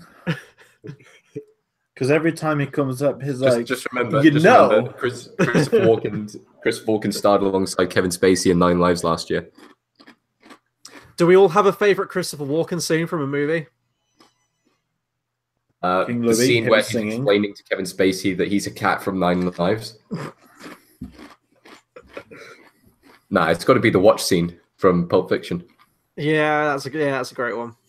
I think mine would either be the little cameo scene he gets in Annie Hall. Yeah. Or True Romance. He has like a 10-minute scene with Dennis Hopper. I love him in Seven Psychopaths, just every scene he's in. Mm. But that's more about Woody Harrelson and his dog. Where did you start Christopher Walken, though? Is it count if your favourite scene's a meme online that's not actually him? And it's the remake of The Snowman, but it's I'm walking in a Christopher Walken Wonderland. I haven't seen that. Well, it's not Christmas, so you can't, but maybe in a couple of months you can. Is 9 Lives worth doing as another drunken watch-along tape? Well, I've only seen clips from it, but I assume so. Every time you cringe, maybe.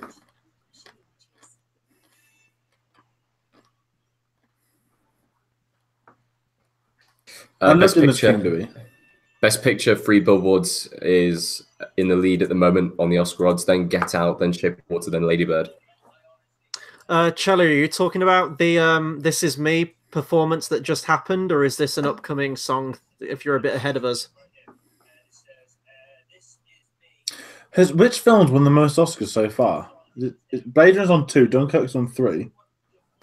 It would be Dunkirk. it's Dunkirk. Yeah, Right. Shape of Water's on 1. The likelihood is that Three Billboards could win a total of 3. For Best Actress and Best Film. Yeah. Shape of Water could win Sound. Yeah. Director. Is that all what's left? Dunkirk, Shape of Water will win Sound Director. And Best Actress, yeah, that's already covered. Is there anything else? Best Score, maybe Shape of Water. That's what I'm saying, yeah. It would probably... Well, they're talking about the orchestra pit, so maybe they're going to score next. Yeah, they will. They'll do songs. Is all 5 sound people done their songs now? Yeah, but they'll wait a bit and then they'll do song. Jimmy Kimmel's apparently dressed as Harrison Ford from the beginning of Temple of Doom. Yes, he is. What an absolute amazing opening scene. What, the tap dancing scene?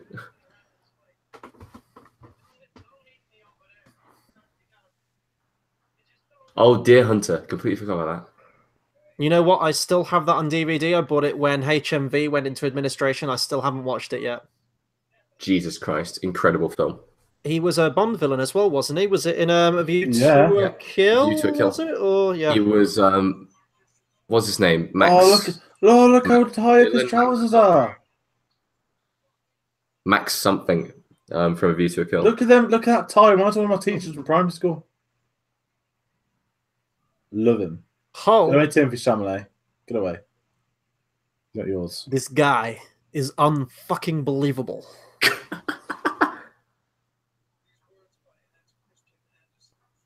This geezer sung as King Louis. Well, I'm the king of the swingers. Swing. Ooh. Come on, my boy. But did he push her off the boat? Score. We're going into war. I'm being used. The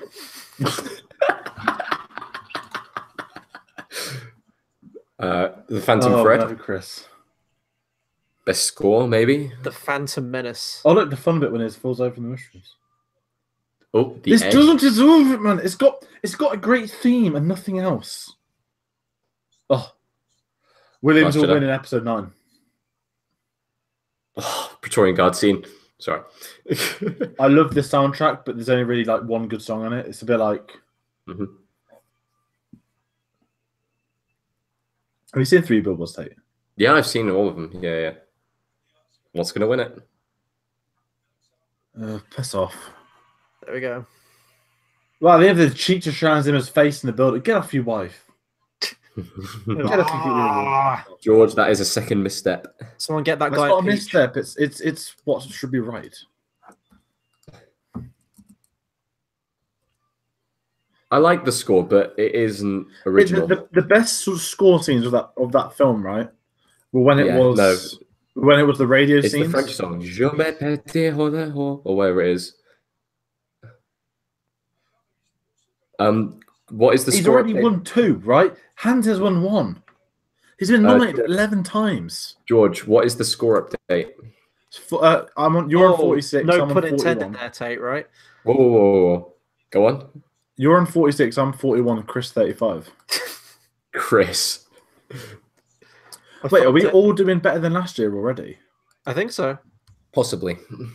That's because we all thought La La Land was going to win every category last year. Every category. Brinsley's happy with Shape of Water winning. He said, I like the score, so I'm happy with this win. It was a fine score. It was like nice, but I don't know. What's he got to do to win another one? Can we get any like for Michael Giacchino for War for the Planet of the Apes? Or Nope.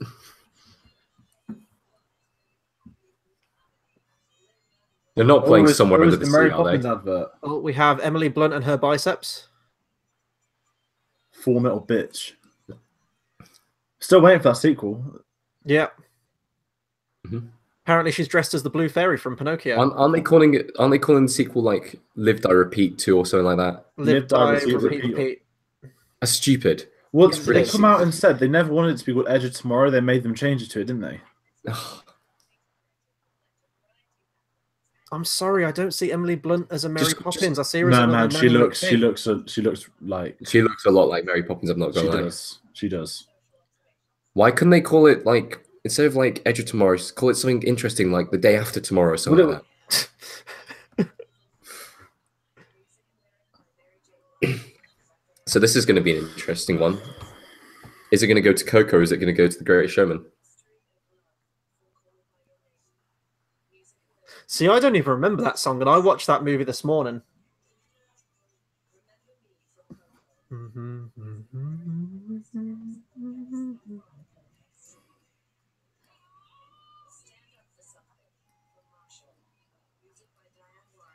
That was a very good performance, I have to say.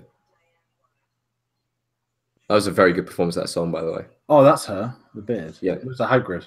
Just absolutely bursting out of a dress there. Jesus Christ. See, it's a catchy song, I will say that. And it's a good message, but... Oh. Yes! Nice. Yes! Fair play. I didn't think he'd win that because normally it's the popular one. Wow! That was a very good guess. Holy Because it's normally the popular one, isn't it? And the hype's all been on.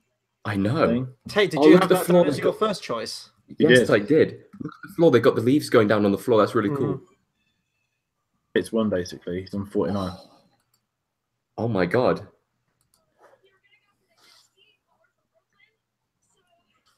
Well, did you guys have Remember Me down as your second pick?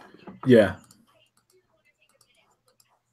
Because normally it's popular. Because last year, did I get song right? Because you two went for the best La La Land song, but I went to the one that everyone knows. Mm. And that's Yeah, because what that shitty Sam Smith won the year before with Bond. Yeah, I know that's He's terrible. always been the popular one. Yeah. I'd rather Coco win than that other one.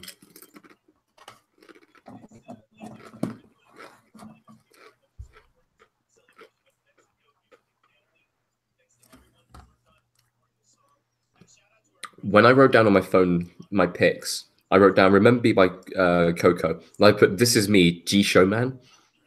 Now, how much of a better film if it was like a proper OG showman? Like a hood Greatest Showman. Why are they bringing little kid out? For kids on last beat the Oscars. You could have Manuel, whatever his name is, do the lyrics. They'll win it next year for Mary Poppins. When are we getting Hamilton the film? That's the question. 2 years' time. It's just come to London, hasn't it? We've got Wicked coming out first. It'll come out after that. I'm actually looking forward to Wicked. It's a very, very, Jennifer very good Garner. play. Oh, where's Batfleck? Electra herself.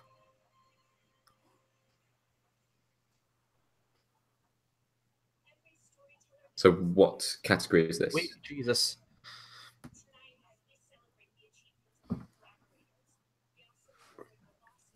Oh. Oh, it's the in memoriam section. Mm-hmm. I'm going to say this on behalf of everyone. We're probably going to be quiet throughout this entire section out of respect. And yeah.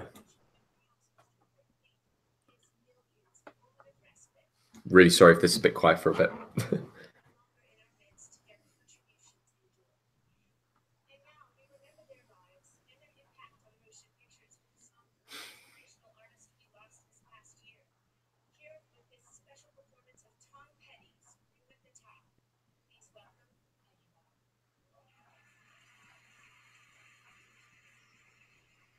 Got to be lost Tom Petty this year. Mm-hmm.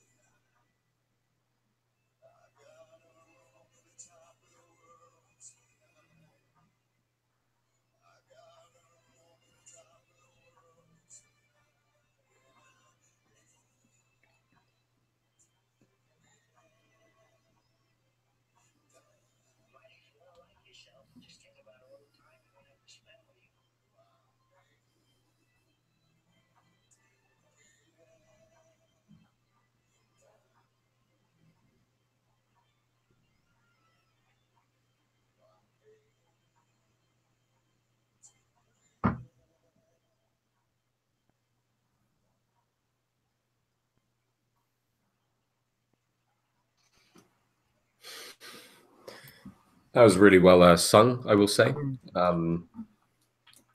I almost when they showed Roger Moore, that was one that probably hit me the hardest out of all of the memoriams. There was another guy who died a couple of days ago, David Ogden Steers, who did a lot of voice. He was in like MASH and stuff, the TV show. That was that was it. That's not the day before, wasn't it? Yeah, he did a bunch of voices for Disney films. He's like the voice of Cogsworth from the original animated Beauty and the Beast, some from Pocahontas and other Disney films as well. I guess he'll be on next year's one. Like in the world of sport recently, over the last yesterday, we lost Sir Roger Bannister, who was the first man to run underneath 4 minutes in a mile in Oxford, England, and we lost the captain of the Fiorentina football team, which is crazy. They cancelled the entire days. Yeah, I know. So Yafix didn't. I think there's going to be a massive in memoriam for him at the next football games in probably in the Champions League. Everyone's going to probably be wearing black armbands and everything like that. Okay, so we are now at past 5 o'clock in the morning for me up in Austria. We're 10 past probably going to start to see it. You're probably going to start to see it getting a bit lighter. We've got 4 awards left, right? Yeah, I think so. I'm feeling more awake than I was last year, but I feel like there's going to be a steep drop-off at some point. If there's only 4 awards left, if I win the next award, I'm pretty sure the maths confirms that I have won this year's Oscars. You won anyway. Yeah. We've got the same. The only thing you can lose points on is 3 billboards.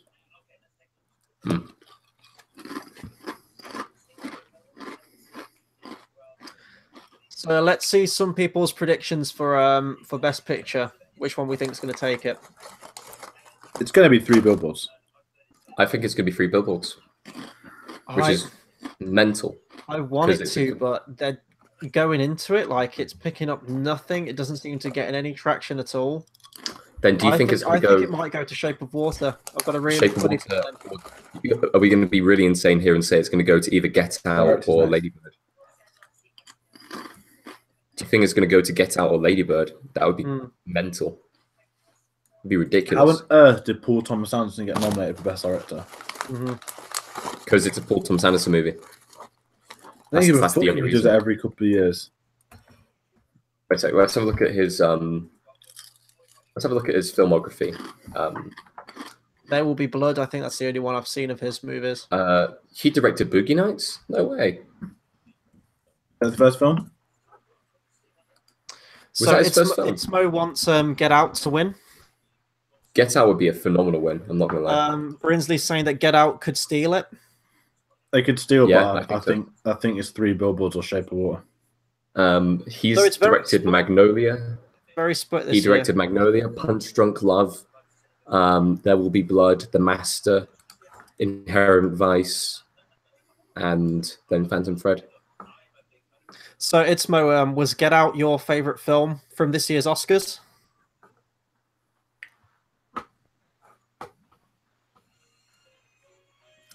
And now back. Welcome back to the Oscars.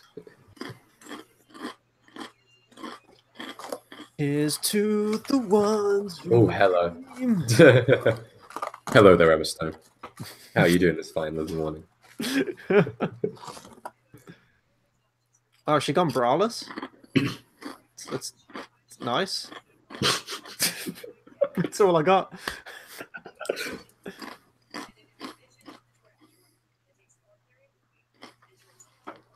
Best director. There is only one person that deserves to win it this year. George is like, there can be only one. I'm sorry, but he literally piloted a Spitfire with his cast.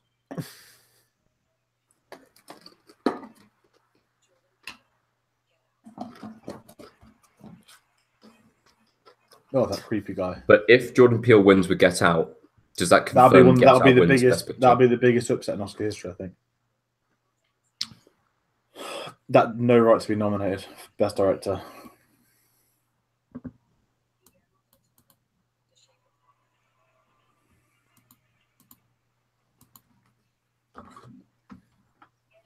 Here we go.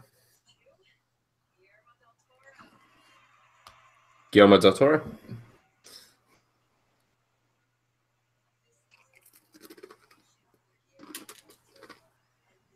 I feel like I want to play the sad Gandalf death music for George right now. He's gone quiet, hasn't he? I think he's already planning the hitman that he's going to hire to take down Guillermo del Toro. He's calling Keanu Reeves right now to reprise his role as John Wick. Oh, his speech is going to be weird. It was at the BAFTAs.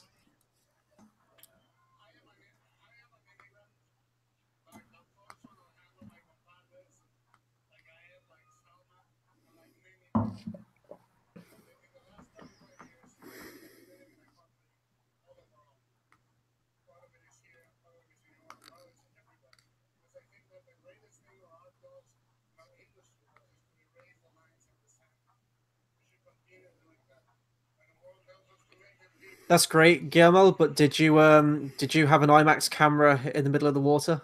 Strapped to a Spitfire. Don't laugh, old man. Itzmo's just put, I just realised that Harry Styles is in an Oscar-nominated movie, Dunkirk, right? More trippy than Suicide Squad winning an Oscar. I didn't think Harry Styles was that bad in Dunkirk. I really don't. Decent I thought Dunkirk. He was, I mean, he didn't get okay. He didn't get a lot to work with in Dunkirk, but I thought good, what he though. had was. And they didn't make him the focus of the film. Mm. The man directed Harry Styles in the film, didn't make him the lead, made him decent. He's a bloody Jerry. He's a fucking frog. A cowardly frog.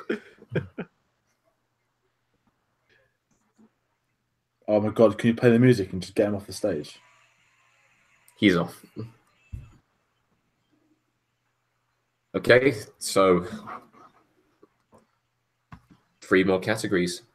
Actress, actor, film. We know that actress and actor is probably going to Frances McDormand and Gary Oldman. Jennifer Lawrence might be one of my most contemptible people in Hollywood. You don't like her? No, I can't stand her. I don't think she's a very good actress, and I think she's an even more unlikable person in real life. I know exactly what film I'm going to put in Film Club now. I'm going to put a J-Law film. Oh, and you better not. I'm going to put in the one that she won with as well. Yeah. Yeah, it's a lot of people have been saying that the Mary Poppins teaser trailer's come out. I haven't got it on the thing that I'm watching it on Now TV. Yeah, it isn't. It's on the American advert. So in England, we get all the normal sort of like Sky ones, and if they got rid of the adverts, they cut to the studio, don't they? I mean, if it gets released for us, like eventually on Disney's YouTube channel, I'll do a reaction for it. But I'm just checking now. Yeah, it has. Its official trailer one's out. 1 minute 35. I'm watching it now. So we get to see Tate's reaction right now to the Mary Poppins trailer. Some leaves. It's London, but it looks really shitty. So it looks like London then. There's a pirate ship attached to a house. Oh. Yeah, there's a kite because we want to go flying. Up to the highest height. That's the one. Who have they got playing Dick Van Dyke, or is he not returning? Mary fucking Poppins. Chim chimney, chim chimney, chim chim. Oh, of course it's what's his face? Hamilton, Alexander Hamilton. Yeah. You're a kite in a hurricane, Mr. Bond. But I remember when he said it in the trailer, everyone thought he said you're a cunt in a hurricane. Do you remember? Because they changed the audio for the film, didn't they? Because everyone thought he said it. So we've got actor in a leading role coming up next. It just there's only one really, person really who's shit. going to win that. The music sounds good. Yeah, Brinsley. That was the trailer I saw, although it was in English. The James Cameron Avatar advert for Rolex. Oh, it's what's his face? Q from James Bond. Ben Whishaw. We need Gary Oldman to win this. We do. Dunkirk and Darkest Hour are only 2 British hopes. Wait a sec. Just very, very quickly on Mary Poppins Returns. That is a terrible trailer. Ooh, Really? best actor montage.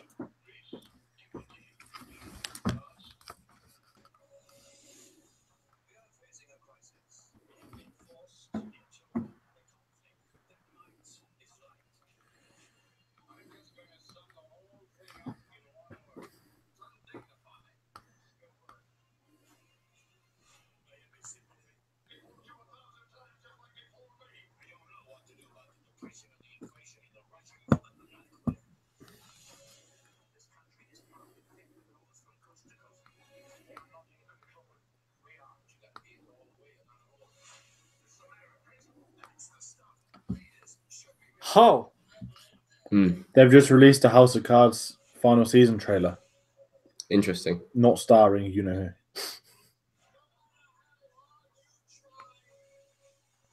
oh, Amadeus! What a great film. Finish with milk.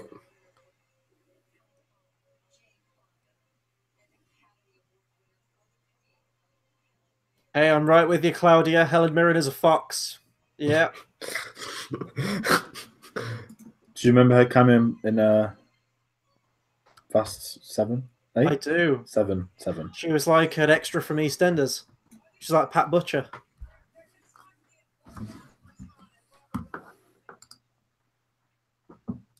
The what? Come on, Helen Mirren, bring some dignity to this, please. Did we just hear the words orgasmatron said in the Oscars? I don't want to know what goes on in the privacy of Jane Fonda's own home, but Oh.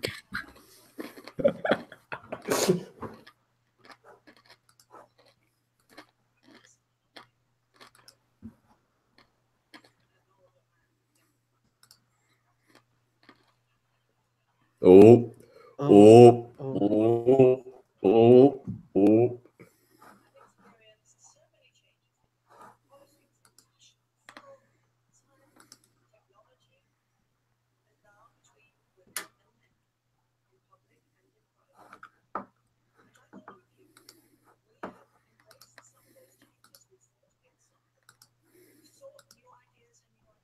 Can I just point out the Me Too movement does involve some men as well. It's Terry not just Crews a being woman's a- only issue.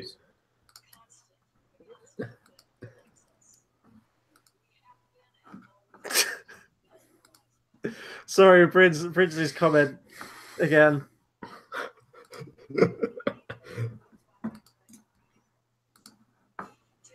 So they basically just said men are shit. Now here's the men who have been nominated. Claudia says someone needs to cast this kid in a superhero movie so that he can beef up.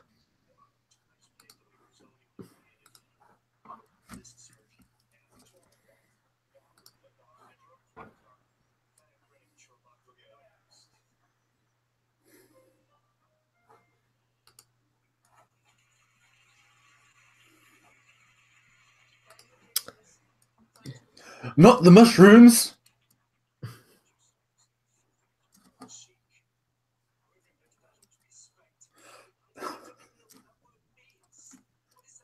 It's that weird Fucking accent. chic.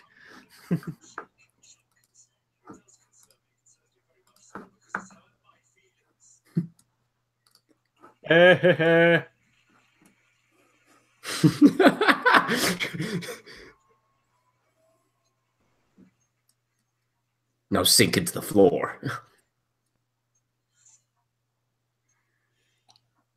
Does anyone have a cup of tea right now? I have mini eggs. I don't have a spoon. But...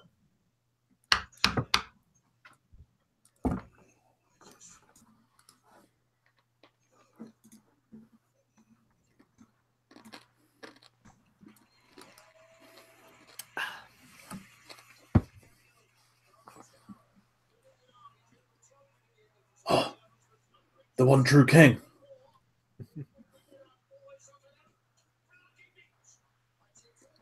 Are they going to do the Tigers thing? Hopefully, I say. It's the reason I sit in this chair. You cannot reason With a with a tiger when your head is in its mouth. Oh, that other nomination that happened. Oh, it's Denzel Washington being nominated for being Denzel Washington. This was Franco's spot. Apparently, this film is terrible. That's what I heard. He's the only good thing about it, but it doesn't mean she'll win an Oscar. He was really good in Fences though last year. Yeah, but he He's gets a great nominated actor. because it's him. He's It's getting really that weird. Meryl Streep vibe where he's getting the Meryl Streep vibe where he's just getting nominated like Can each we call day it? now. Can we call it the Octavia Spencer effect? Yes. Finally, He's done it. after all this Oh, time. I'm looking forward to his speech. He was really nervous at the BAFTAs. I've done my waiting. If he doesn't open with that, My God, if he opens with that, immediate meme. he's so I've humble. done my I love waiting. him. Look at him. How many nominations has he had? This was his second.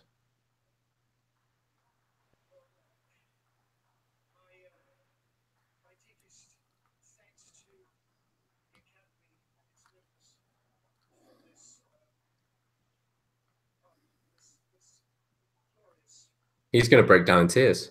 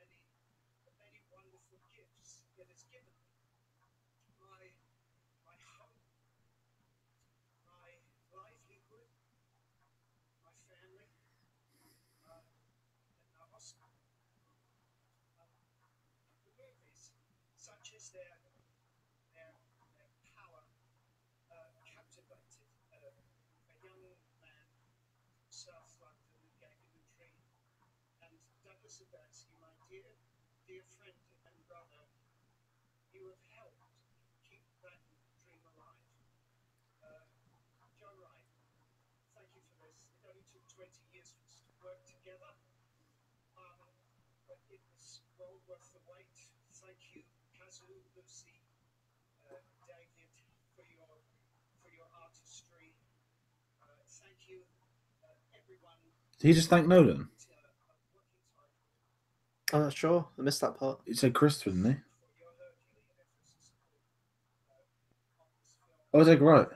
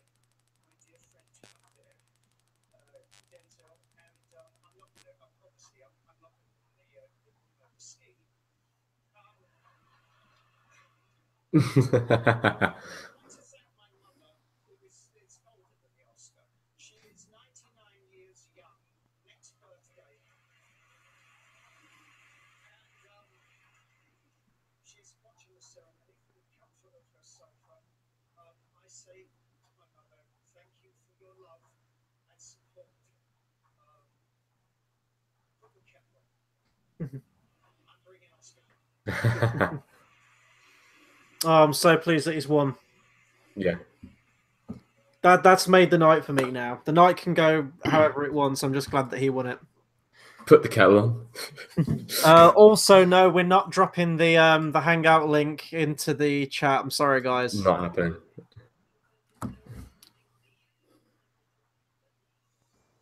Brinsley said, how come people get more time than others? I can only guess that they prioritize sort of the big categories like your lead actor, your lead actress, best director, best film. They're doing the lead actress montage right now, and it's really cool.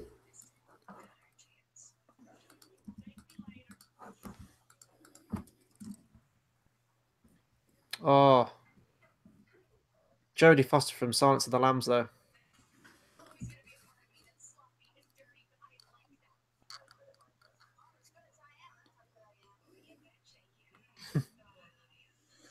And she might win it. Frances McDormand. She will win it.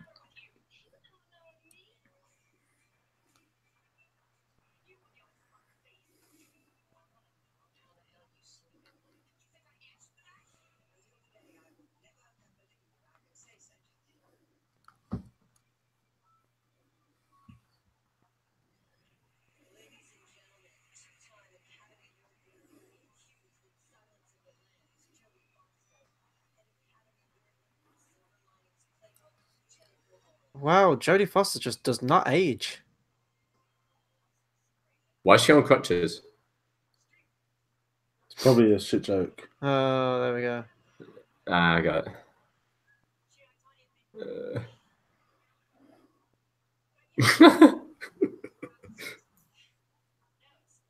So You know, we had the other Little Mermaid personality. Why does Jennifer Lawrence's costume look like she's like auditioning to be the mermaid? But The Little Mermaid is not nominated for this category, but it might win Best Film. So is Jodie Foster like really small, or is Jennifer Lawrence like a secret giant? Jennifer Lawrence is Someone on quite my tall. Twitter just tweeted, "To all upset and they're not winning, I want to say that he'll get one eventually. It will happen. I propose we will be happy that a genuine artist won an Academy Award." Wait, I can't tell that's a dig.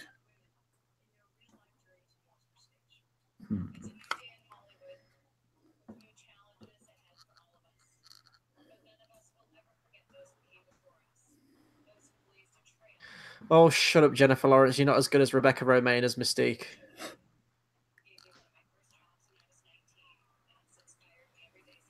Oh my god, that's like so awesome. Can we get to like the fucking award now, please?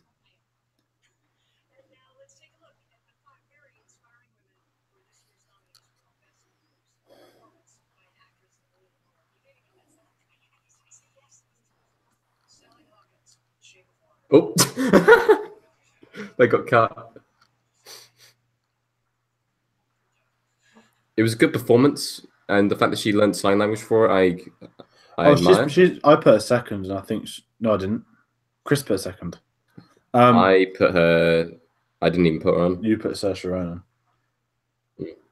I'd say she probably would have come second. She's like, oh, is that the clip they're going to show me?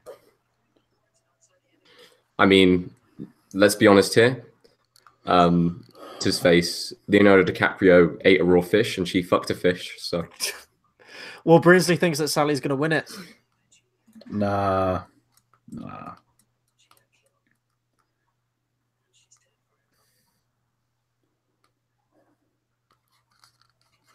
I do love Frances McDormand though. Apart from Transformers: Dark of the Moon, but we don't talk about that one.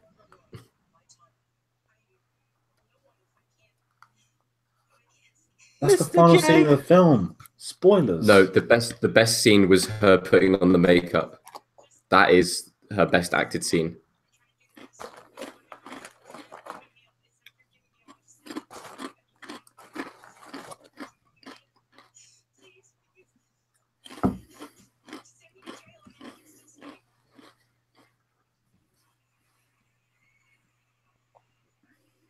She's just happy to be there. She knows she's. You beautiful human being. Here we go, Saoirse.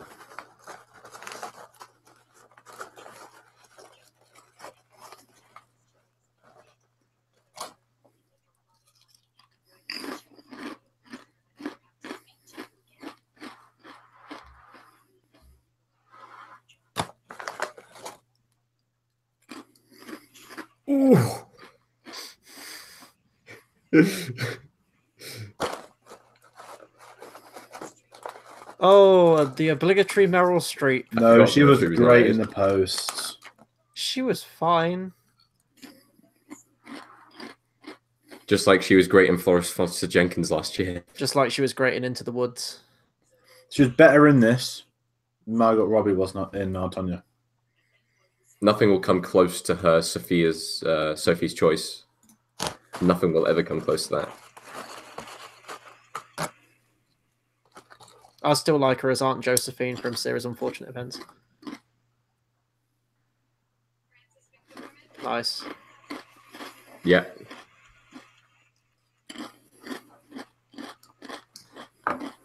Deserved. Very well done. So she won for Fargo, right? Yeah, I think so. Or was it? No, She did with Fargo, I think. Yes, I think it was. She did another one. I love that she didn't give a shit about like glamour and stuff. She's there because she has to be.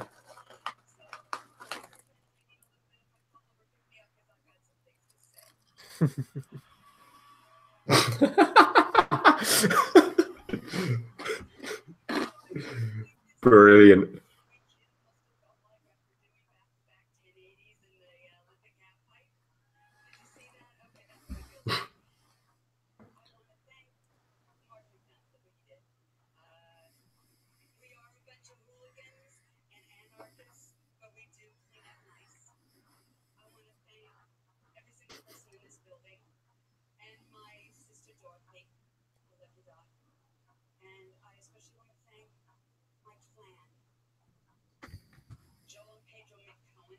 The what? Oh, the cones.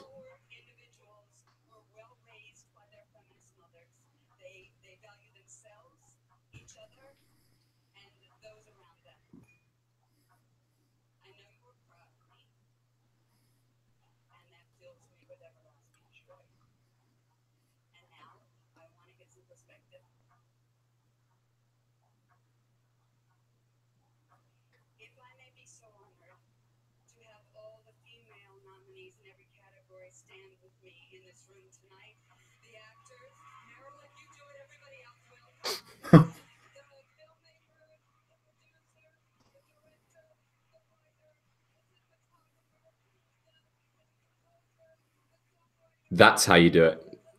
That's how you do it.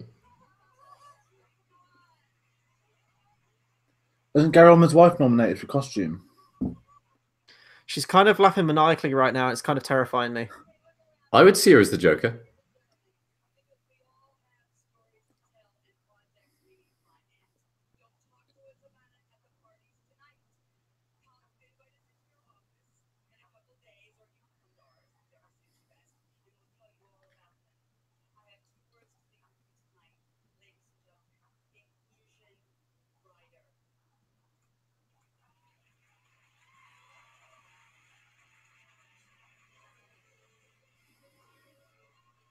Oh, okay. I think you could have come up with 2 more powerful words at the end. Like motherfucker. Is that one word or is that hyphenated? Or Just inclusion, motherfucker would be. Oh, imagine if it says La La Land again. They'll make the joke. Tate, do you think they'll give La La Land like a year on Oscar because it deserved it from last year?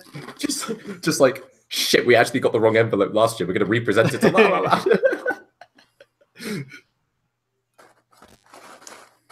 Well, Woody Harrelson.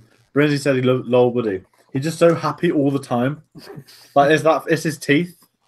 He's just such a happy guy. It is our last chance to predict the best picture. Yep. What do you reckon, guys? It's 3 billboards.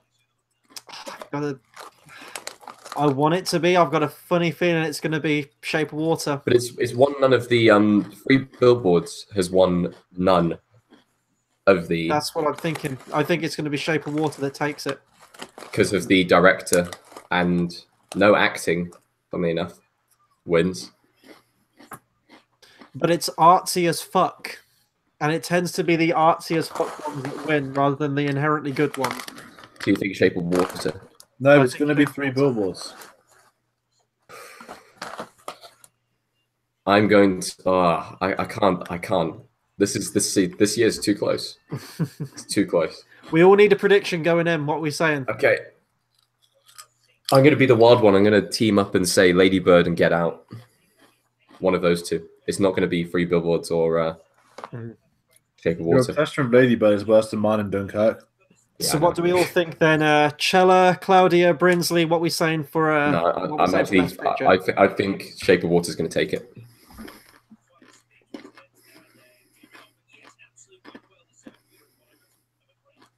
I think the way this night has gone so far, I think 3 billboards takes it. Sorry, Shape of Water takes it.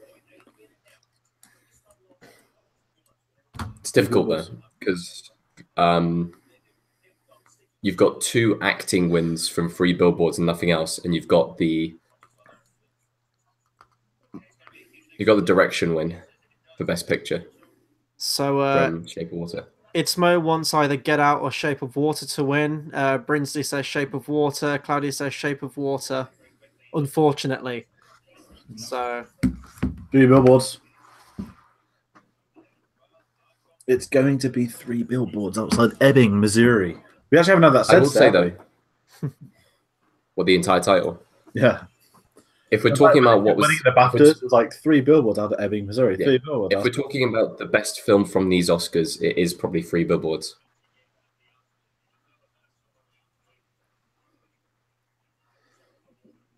Where's Matt Damon?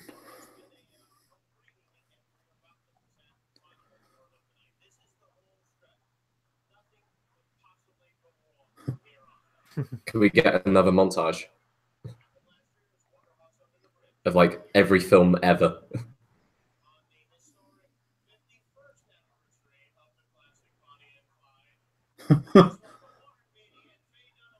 Oh, come on. Oh, is it Could going to he be let- like a yearly thing now that they have to present it every year?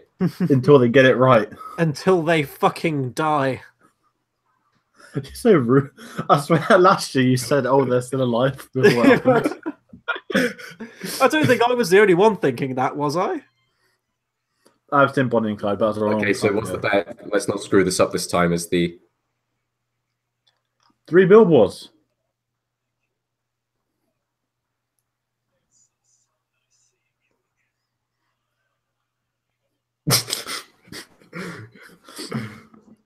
Didn't she run off and basically blame him? Yeah.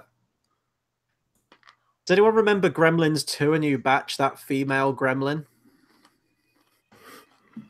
Is it...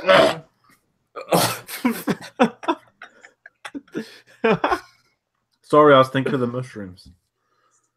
Phantom Thread. Imagine it when they show "Call Me by Your Name." They show the peach scene. Oh, don't tempt. Not just the mushrooms, but the peaches and the key lime tart too. Why is this getting so much screen time? They're going to show a lot of screen time for each of them. Right, I'm just going to close off the side chat for a second so I don't get anything spoiled. Should someone be ahead?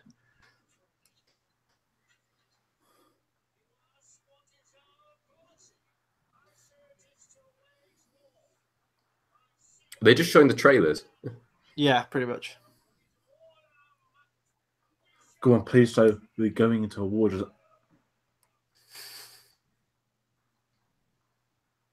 Go on.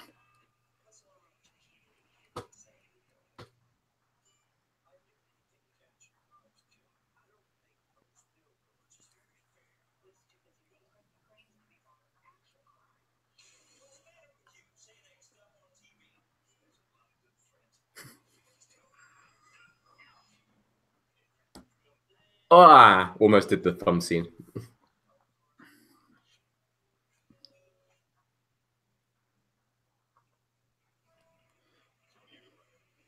Here we go. Are they going to show it?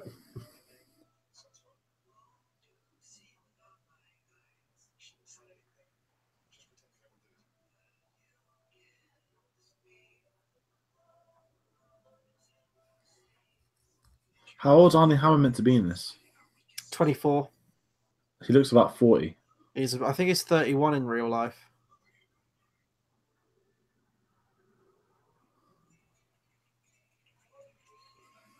Now we'll get out, take it.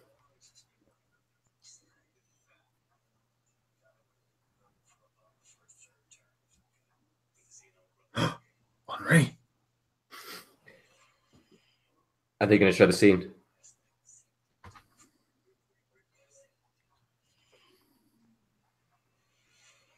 No, no, no, no, no, no, no.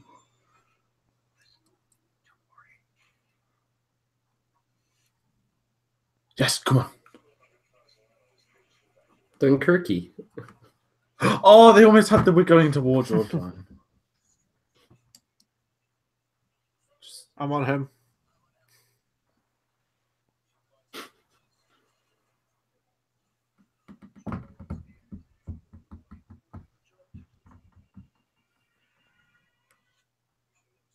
Spoilers. The Post.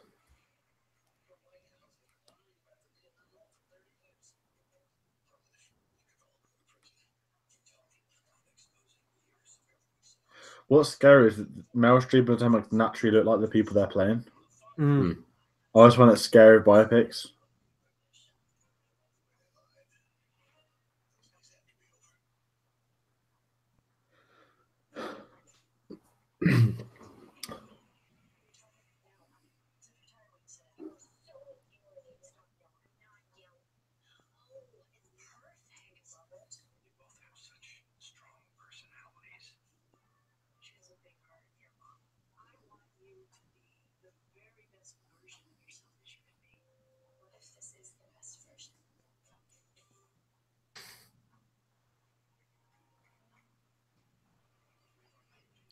Shape of Water.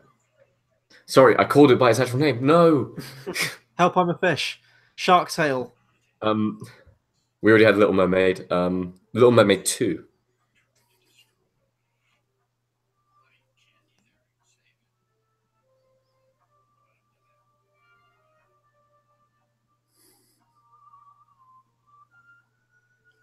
Spoilers. Or was Here it we Kick from go. the Goblet of Fire? Here we go.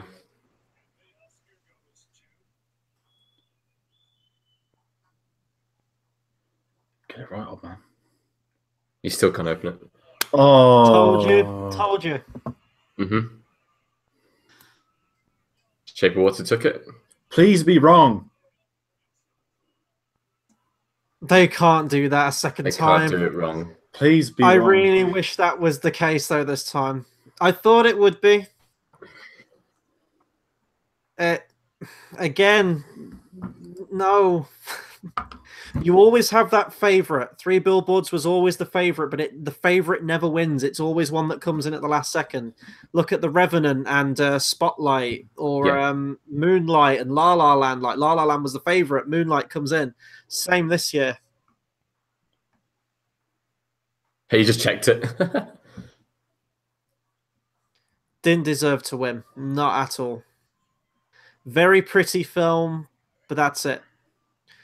Well, that is another fantasy film winning Best Picture. Yeah, I guess so.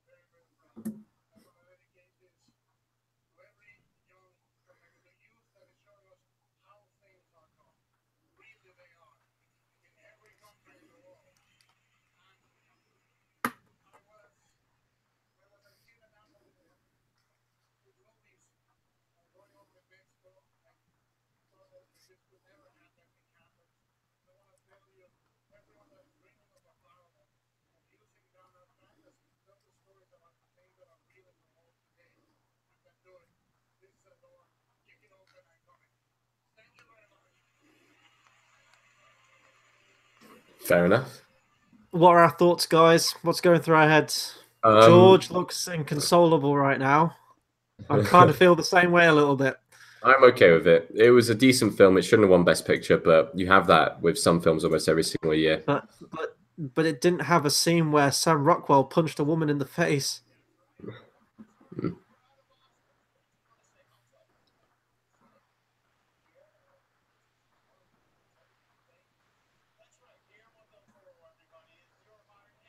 No, tell us it was wrong.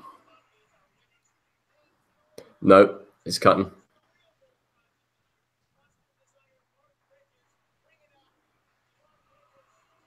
They actually have a jet ski. What Chuck the Sally fuck? Hawkins on it. Send her to the ocean.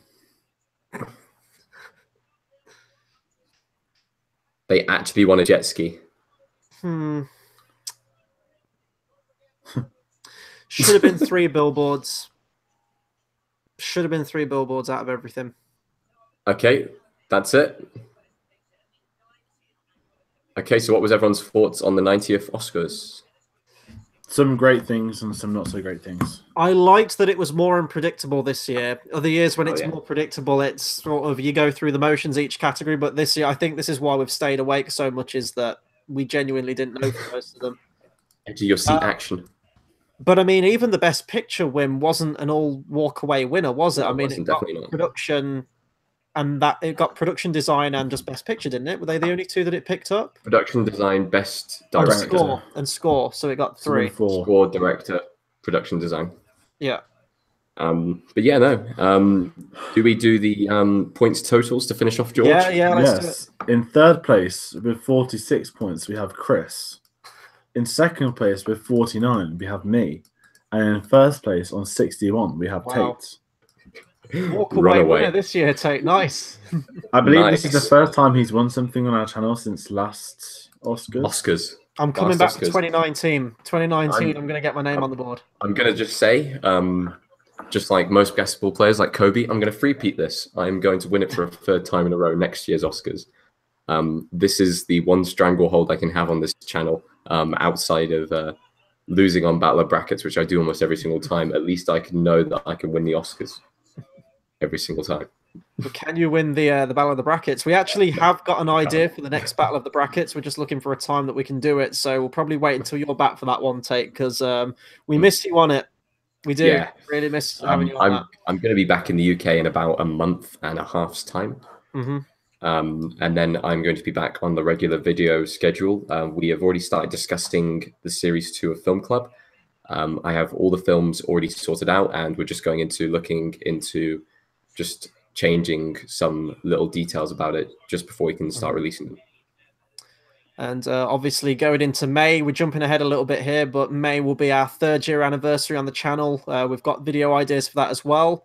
I may as well announce I'd quite like to do 100 best films, like individually, about 100 greatest films.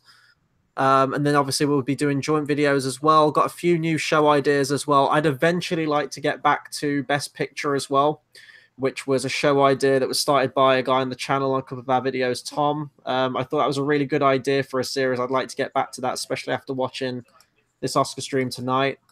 So, yeah, no, a lot of stuff planned for the future for the channel.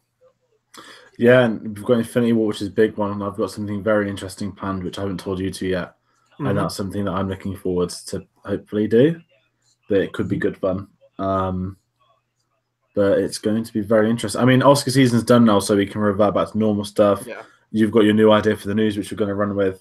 So we've got so much that we can build off. And it's going to be very interesting. And it's heading into blockbuster season. Yes, the work never stops on Cinema Savvy, does it? Just as we've got Oscars out of the way, we're on to something else. But no, you're right. We were really focusing all our efforts on getting the Oscars out of the way, and now we can move back onto more, various other shows now and stuff like that. So that'll be good. Okay, cool. So thank you for tuning in, I guess. Yeah. Closing statements, guys. Watched us, been quiet, stayed with us, come in for a bit and come to see some more later or whatever. But like every year, it's been good fun. Yeah, definitely. Thanks to Chella, to Itzmo, to Claudia, to Brinsley. You've been great. Thank you for sticking with us through the many, many hours of tonight. We got through it. But yeah, we'll close off now. Again, thank you to everyone that watched. Thank you to you guys as well. And until the next video, we'll see you guys next time. Thanks for watching. See you guys.